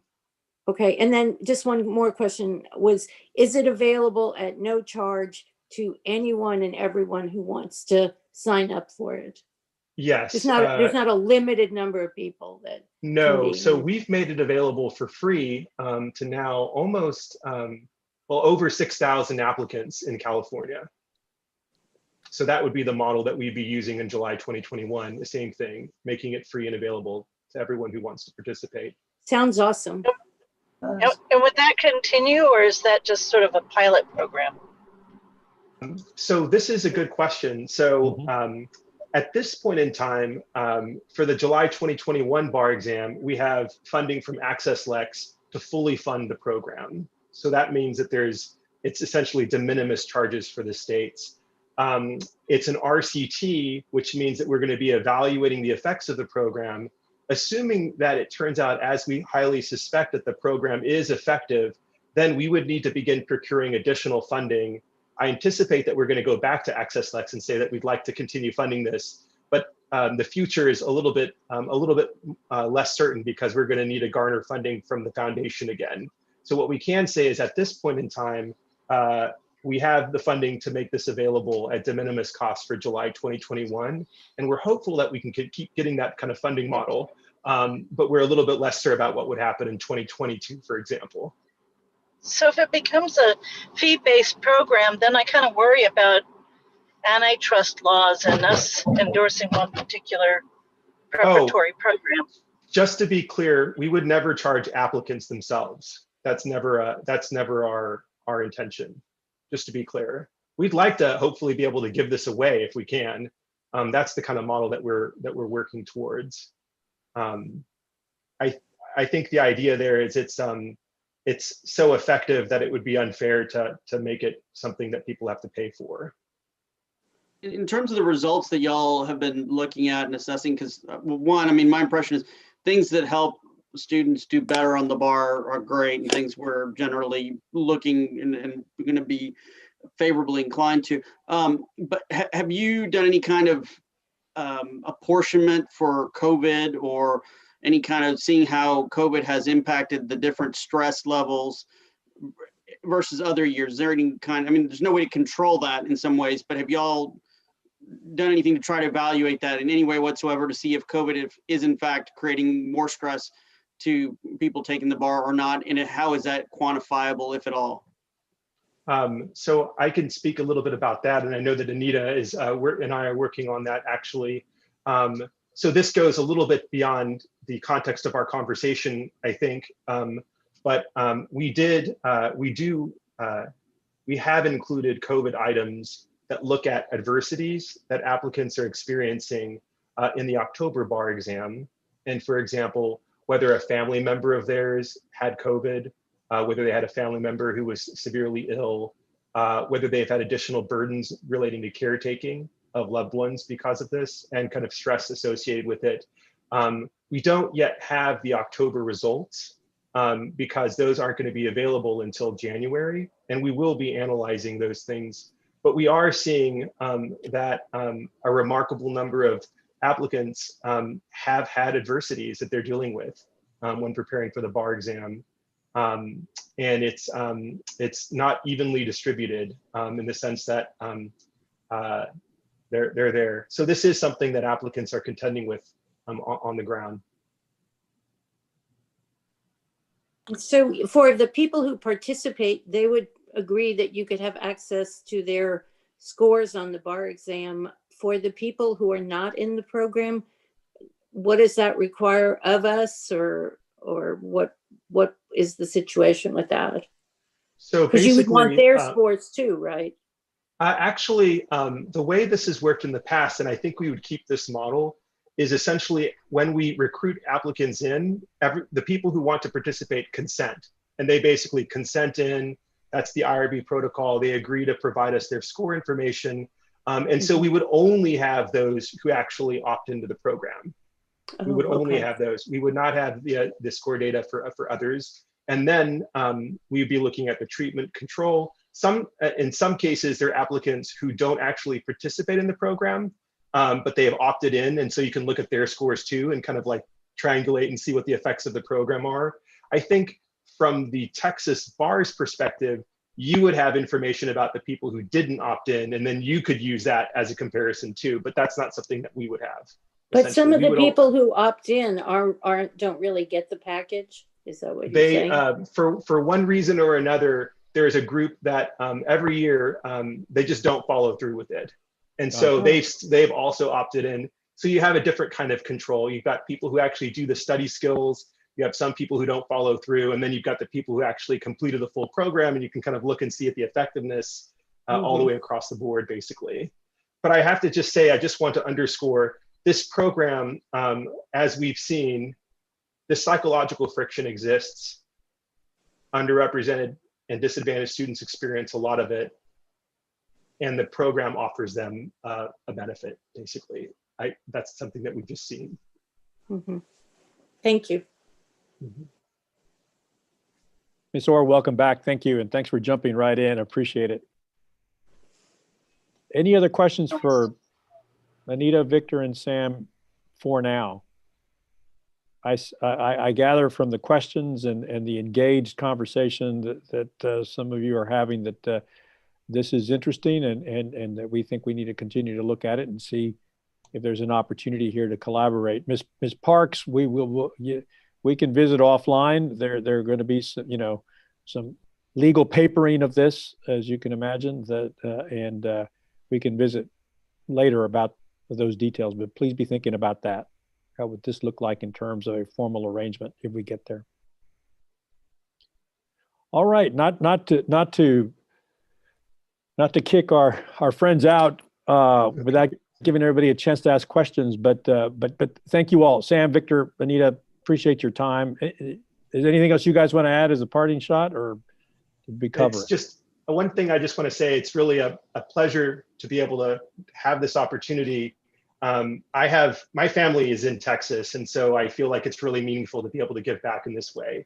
And so I just wanted to say thank you for Augie for being able to connect us in this way. And it's just, it would be an honor to be able to do this in Texas, where I think it would matter a great deal.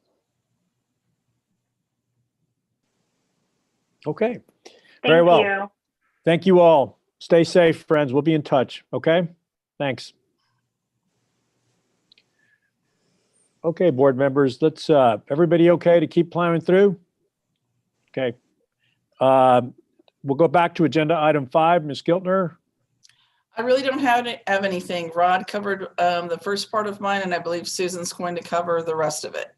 Great report. Appreciate it. Good job. I know you all met this morning. Thanks for your hard work on that. Okay, next, agenda item 6, the policy for investment of board funds. Susan, you want to help us out with that? It's in our Yes, packet. this is an annual obligation that the board has under the Public Funds Investment Act to approve a policy for investment of board funds. And you received a revised proposed policy right before the meeting based on a decision of the Finance Committee to slightly modify the language in section 4.02, just to clarify the process for obtaining bids for the certificates of deposit. And so we do need the board to approve the policy as recommended by the Finance Committee. And then I don't know that you really have to approve the Certificate of Deposit Authority resolution, but we provided that for you to see. That is really just to document the decision reflected in the public policy for investment of board funds that authorizes the executive director, either me or my successor, to be the investment officer that actually makes those investments. Okay. Right. Yeah. Before our meeting this afternoon, board members, Ms. Gonzalez circulated the amended documents that the Finance Committee reviewed and made suggested edits on. So hope you all had an opportunity to see that.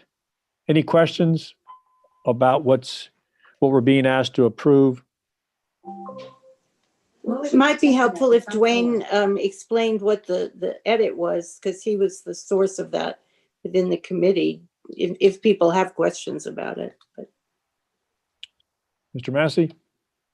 Sure. There was, in section 4.2 of the board policy, there was language that we should consider competitive bids for certificates of deposit. And the language I suggested and the committee approved was to add at the end of that sentence to get those competitive offers in writing if possible. So just 4 words, 1 comma, in writing if possible, was added to 4.02 of the policy for investment board funds. I move Okay. that we adopt the amended policy. Okay. Motion's been made that we adopt the policy for the investment of board funds as presented, together with accompanying documents as presented by staff. Is there a second? I don't think we need a second since it's coming out of committee. Okay. Right. So the motion then is on the table, and I'll call the question. Any further discussion? Any further questions? All in favor indicate by saying aye or raising your hand in the screen. Aye. Any opposed? Motion carries unanimously. Finance Committee, thank you. And Susan, thank you for keeping us on track with that. You're welcome. Next is a separate resolution. We have to approve the resolution as well, or? Not really. That's Okay. really more of a, just an exhibit. Well, that's why I said accompanying documents, because that was included together with. You can approve it if you want to, but Yeah. it really just reflects the authority that's granted to the executive director in the policy. Mr. Massey, was that the intent of your motion? I tend to agree with Ms. Hendricks that there's no need to approve that. I'm not opposed to it, but I think that's well within the executive director's Gotcha. authority. I agree with Mr. Massey, and in the alternative, that was the intent of my motion. Oh, I'm sorry. Okay. Got it. All right. We covered belts and suspenders. All right. Agenda item 8, the very last report, as far as we know, from our beloved executive director, Susan Hendricks. Well, thank you for that, Augie. Yes, this will be my last report. I don't have a lot to report. Since we have met so recently, there isn't a lot of news to share with you. We are still working remotely. We have started having weekly staff meetings by Zoom, just so we can try to stay more connected. And right before Thanksgiving, we had a virtual pie contest. So that did not involve any tasting of the pie. So it's pretty much on appearance for the most part. But I think it was fun. We had pie trivia, and we had pie related memes that I think Allison was the primary, one of the primary sources of that. I can't remember. There, a lot of people contributed the memes, but they were entertaining. So who won? Who won the pie contest? Well, it was a tie between me and Chris, and I had a cranberry pie and he had an apple ginger pie. So, Okay, did you have to post your recipes in the chat to me? and we do have the recipes. Allison can share those. So Agreed. my recipe is from a well-known cookbook from the 80s. So sort of showing my age here once again, but okay, so that was fun. We, as you know, we have brought on our new general counsel, Sierra Parks, who is on the meeting today. And so that has gone well. And we have also today made offers that were accepted by 2 new staff members who will be licensure analysts. And so this is increasing our licensure analyst team from 7 to 8. And there are 2 reasons why I've decided that that is something we should do. One is that we have found that these UBE transfer applicants are kind of in the same category in terms of processing as the admission without examination applicants. And you know that the admission without examination applicants, they tend to be a little more impatient about getting their applications approved. You know, they're not waiting for a score. Most people, they apply and then, 4 or 6 months later, they take the exam. And while they're preparing for the exam, we're processing their application. So there's, the processing doesn't really delay their admission. But for these AWOCs and UBE transfer people, our work does delay their admission. And so I think that they take a little more time in terms of they, request updates all the time. And it's just put a little extra burden on the staff. So that's one reason to add an additional analyst. And the other is just to beef up our staff for the exam, because we're really spread pretty thin on the exam. And I think that we can use some more staff. So that's one new analyst. And in addition, we are going to hire a legal assistant who will support the attorneys who handle the testing accommodations requests, which are, as you know, increasing, but in some ways more routine, so that I think a clerical staff to help the attorneys will really improve the efficiency in terms of our use of our attorney time for those tasks, and also to help them with additional investigation and preparation for the hearings. So we're in the process of hiring a legal assistant, and we've gotten some really great applicants so far. So that's, I think, probably the biggest news, is that we're increasing our staff.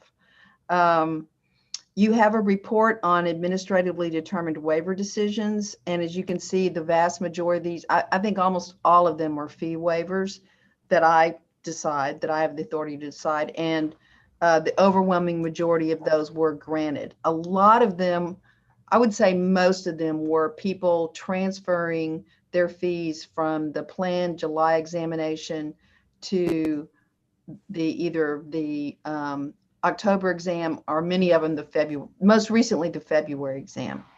We've let people do that. There was a deadline. The messaging hasn't been perfect, so I kind of gave them the benefit of the doubt on that. But most of them have been able to transfer readily without paying any late fees to the February exam. And that's what most of that's about. I think you know that we did the September exam, we did the October exam, they were successful. There was a virtual swearing in ceremony for the September applicants who succeeded on the exam. Augie did the virtual passing of the list, and he did a great job on that. So it was pretty much in the format of the way the swearing in used to be, where they introduced all the members of the court, and there was a speech by the top scoring person. So I think it was a great substitute, as best as could be done, for what used to be the in-person swearing in. And I think they're planning to do one of those for the October people too. Is that right, Nadia? Do you know? Yes, and they have said that that's going to take place on December 14th. Okay, and it's virtual, and you can watch it. I mean, it's not very long, so if you want to, you don't get to see the applicants, but except for the ones who speak. It's an hour long. Was it an hour? I didn't realize. Yeah, I guess it was. My part was 30 seconds. Grade release, you guys did a great job on your part, and grade release is on track. The court had instructed to get us to that they like to have it done by this Friday, and we will be meeting that objective. So I would say that our examination work, and I'm very proud to say, in a year of extreme challenge, has been successful, overall successful. And we couldn't have done it without the support of the board, and the staff has just really stepped up, and we've got the job done. So I'm really, really happy about that, and really proud of them for their work. And that's all I really have to report for my last report. But I do want to thank you all once again for a great experience. I really didn't know what to expect when I started this job 6 years ago, and it's turned out to be so much more challenging and interesting and rewarding. And a lot of it was just the relationships I built with the staff and with the board members and with all the staff in all the other states. And I'm really going to miss that, but I think it's, the timing is good. I will say there was a period earlier this year when I wished I could retire a little sooner. But we got through it together, and it's been a great experience. So thank you. Susan, thank you. I wish we could all be in person, but I know. And we may invite you back for a proper sending off. I mean, the way we usually do it. I mean, traditionally, it's not been at the last meeting that we do that. We acknowledge that, but we come back and do something a little more formal. And so board members, the Headliners Club dinner was going to be. Well, yeah, exactly. So, but again, we can't do that. But is there anything? I mean, anybody want to say anything appropriate now, or reserve it till later? I mean, Did you say inappropriate? No, say anything appropriate. Appropriate for the occasion now. Yeah. Well, we're going to miss you. I just want to say, Suzanne, you're my hero. Whenever we had new challenges, I shouldn't have been, but I was always surprised and amazed at how you resolved our problems with great aplomb and great imagination and great efficiency. And you're just wonderful. Thank you. Oh, well, thank you. Thank you. You're here. Nice. Yes. Well, I always say that, I think problem solving is what lawyers do. Right. And, Augie has asked me, does the person who does this job, do they need to be a lawyer? And I think it would be the best skill set, one of the best skill sets to bring to the job for that reason. So thank you, Cynthia. Thank you. I want to say thank you for all your hard work, and especially welcoming me to the board midstream. I mean, I took over for John, and I still remember in my orientation was in your office at that big table with all those big books. So it's been a nice journey, and I hate to see you go. I'll miss you. And you're right about a lawyer. Not to say lawyers have a monopoly on thinking outside the box and problem solving, but it's true that I think your skill set was perfectly suited for our job, or the job that we had, especially this year. And while lawyers are problem solvers, some are better at it than others, and I applaud you for being really, really good at getting us through this. Thank you, Dwayne. I appreciate that. Susan, I just wanted to comment that I'm typically viewed as a gadfly in organizational structure and restructuring, and often get assigned the task of drafting bylaws when it's time to do that for that reason. And yet I know when I come onto a new organization, for me, I need to sit back and learn and listen for quite some time. And I was happy to see, Susan, that you had already paved the way of shaking things up for the BLE. And so it made it easier for me to express a new idea or new way of doing things, because very often you've already thought of it. And that was very meaningful to me, to make me feel welcome as part of the board. And I appreciate your guidance in so many of those instances. Well, thank you. You guys have been great partners for all the things that we've done, the staff has accomplished in the last 6 years, and you've just been right there behind us all the way. And that's made such a difference. Really, it has. We've done a lot. When we sit back and think about all the changes that we've implemented in the last 6 years, I'm really kind of amazed in hindsight that we did as much as we did, as fast as we did. And it was a little bit painful at times, the staff will tell you, but I think we're in a good place. And it was really fortuitous. We couldn't have gotten through the pandemic without all of the improvements that we made.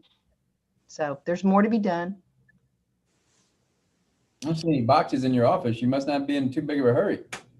Well, I have been taking stuff home, but there's not too much here really that I'm going to be taking. So trying to get rid of stuff. Enjoy retirement. Yes, and hopefully we'll be able to Get there one day. hopefully we'll be able to convince you to come back when we can properly celebrate, though. Oh yes, of course, anytime. And I've already told Nadia that I'll help her at the exam. If she needs somebody at the exam, I'll help with that. So. Oh, we've got our first proctor, Nadia. Yeah. Yeah. So. Well, Susan, I think, we've had to talk a lot during the last 6 months, and meet a lot. And thank you for being solid, and thank you for recognizing that you have a team. I'm not talking about us, but everyone at BLE, and for always showing them how much you appreciate them, because you're the captain of the ship. But at the end of the day, the team's got to be there to make it happen. And so I know that you've been a great motivator throughout all of this, and that's not been easy. I mean, all of us are members of other organizations and that are being challenged, and not all of them make it as successfully or have made it as successfully as we have through this.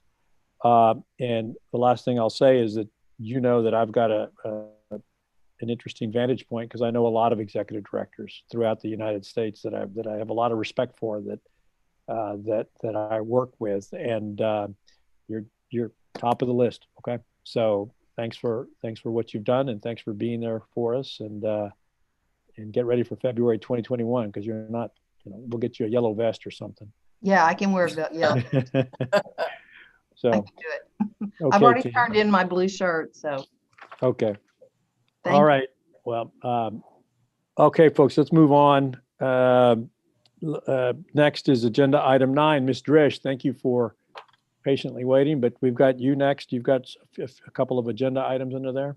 I actually only have one because we don't have any proposed agreed orders. So not since the last time that we met. So the only thing that I have is just the report of the probationary licenses that have been converted to regular license. And there were 4 since the last time the report was created. Okay. And those were in our packet ahead of time? The basic information is in there. Right. And so we've reviewed that. Board members, any questions for Ms. Drish on those? If not, do I hear a motion to approve the probationary license conversion? So moved. Okay, so I've got Ms. Giltner made the motion, Mr. Odom second. Any further discussion? Please indicate your approval by saying aye or raising your hand in the screen. Aye. Aye. Aye. Any opposed? Motion carries unanimously. Thank you very much. By the way, Susan, please give our best to Tom throughout this entire time. I know he's been there. It's not been easy. We know that from our own experiences, and just want him to know we appreciate him too. So I will do that. Thank you. All right. I'm down to Ms. Wong. I think you spoke quite a bit at the front end of this meeting, but do you have something on the Texas law course? Give us a quick update. Yes, just real briefly, when we start giving the UBE in February, one of the licensing requirements will be that everybody will have to complete the Texas law course. So I just wanted to, we started giving it back in March of this year, and we've given it to over 1,300 people. It runs really well. All the work that Susan and Kai and the State Bar did, and Al and all of y'all, it runs itself right now.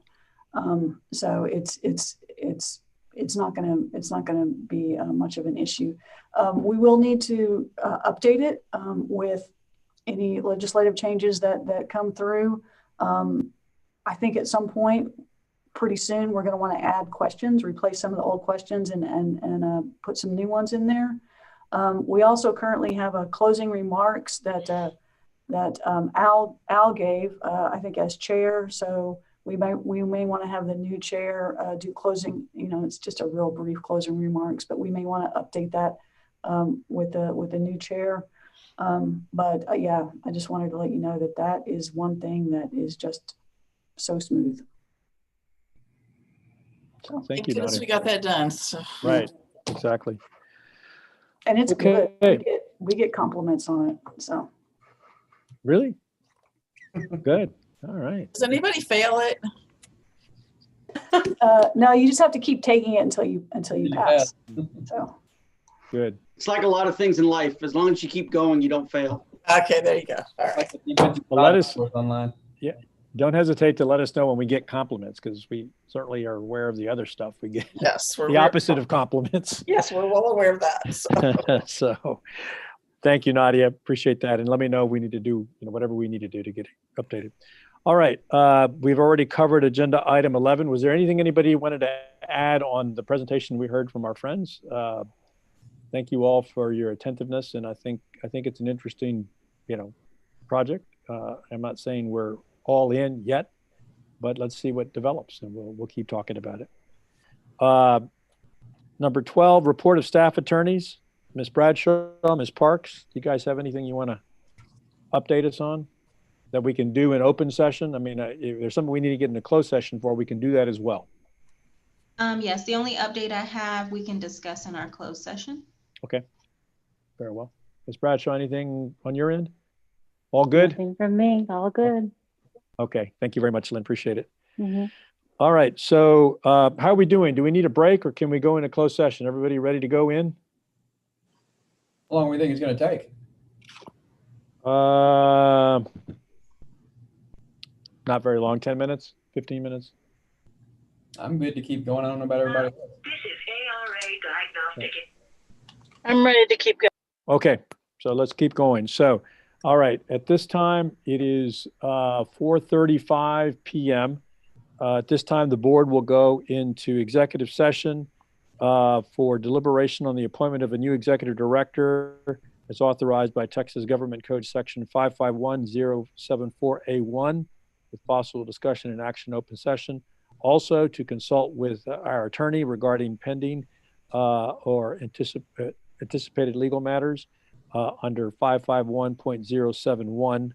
And again, the time is 4:35, and so we will go now into executive session. So everyone who is, how do we do this, Lori? Oh, Kai told us. Which applicant, basically, would you like everybody on the screen moved in? Who would you not like moved into the breakout room? We do not need Nadia or Kai. Do you need Ms. Drish? Or Allison, no. Okay, one moment, thanks, I'll start Allison. moving y'all over. It's Susan and Sierra. And Lynn? And Lynn? Bring her in. Yeah, come on in on this one, yeah. Okay, I apologize, I'm having I to. have this right. Since I created a room earlier, I need to make a new room.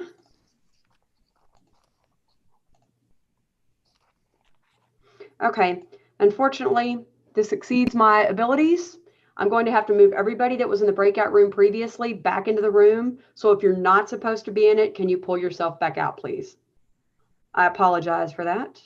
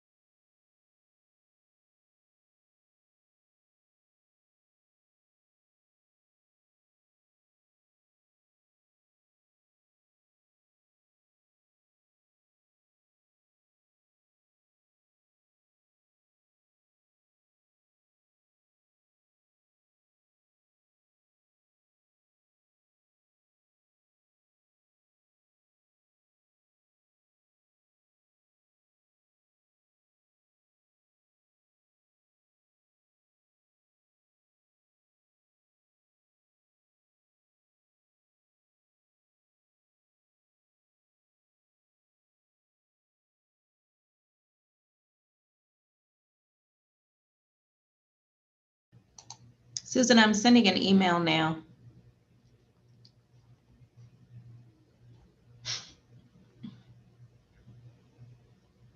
You're sending one to me? No. To who? AG. There's a process for that. Yeah, so don't do that. Okay. There's a special email that you have to send it Oh. to. Oh, okay. I'll have to find that. Okay. And I'll check. I don't think Alan gave me that one. Yeah, I'm the one that does it. Oh, okay, good. Yeah, I'm the one that does it. Let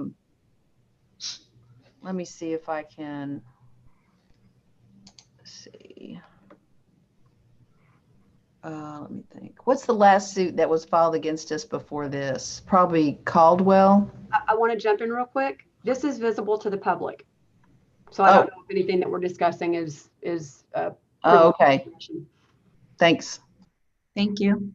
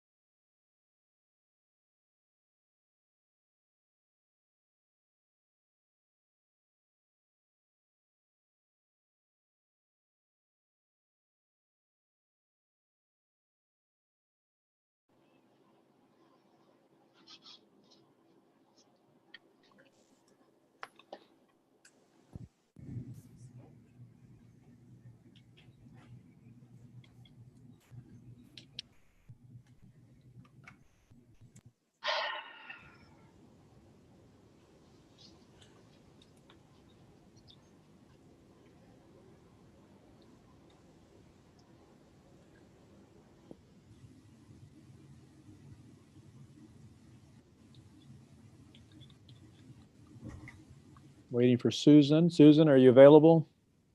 Uh, Oh, okay. Was that you, Susan? We can, your voice is fine. We take you. There you are. I had to get permission first. Okay. All right. So it's 5:04. We are back in open session, and we discussed the status, in closed session, we discussed the status of the executive director search process, which is ongoing. And in connection with that, board members, is there a motion? Mr. Rivera, on that issue, with great respect and appreciation for Susan Henrich's service as executive director through the end of this year, I move that in light of the fact that we need some time to post an interview for the position of executive director, that we in the interim appoint Nadia Wong as interim executive director effective January 1 until an executive director is appointed and on board in the new year, with the salary negotiated by the executive committee of the board with Nadia Wong in that interim position. I second the motion. Thank you, Mr. McKenzie. Thank you, Mr. Massey, for the second. Any discussion? I'll call the question. All in favor of the motion as presented by Mr. Kinsey, indicate by saying aye or raising your hand. Aye. Aye. Aye. Any opposed? Motion carries unanimously. Thank you, Mr. McKenzie. Mr. Massey. It's been a long afternoon. Again, Alfred and Cynthia, thank you so much for your dedication and commitment to this board and the work that you do. I'm going to single you out for what you've done to be here this afternoon. Thanks for your patience. And Cynthia's been in the car longer than the plane, so. Exactly. So, and board members, thank each and every one of you for all of your contributions this afternoon. You know how I feel about you. It goes beyond the professional and it's personal, but when it comes down to business, you guys know how to get it done. Susan, again, thanks. We'll see you soon. I think we should say one more time to Alfred that all of our prayers are with him throughout this time. Absolutely. Yes. Much appreciated. Thank you. Yes, sir. Definitely. And Nadia, thank you. Thank you for what you're doing. We know you're there and you will be there. Thanks for all of your hard work in getting us through today. I appreciate the objectiveness with which you presented everything. You didn't hold anything back. And at the end of the day, that's all you can do, and leave it up to us to make the decision. So, counselors, both of you, I hope this isn't a harbinger of things to come, but we don't get sued often, but when we do, I'm confident that we've got folks that are backing us up. And Ms. Drish, thank you as always for keeping up the CNF part of this, which is much appreciated and very important to all of us. Okay, Kai, I know that you've been back there too, hiding behind that screen, but thanks for getting all the regrades shepherded in, and thank you guys for on-time grade release by Friday. That's what the court ordered, and that's what we're doing. So absolutely happy to help. All right, guys, thanks. All right, y'all stay safe, be careful, and we'll be in touch soon. Okay, meeting is adjourned at 5:08. Thanks. Bye-bye. Bye, everybody. Bye.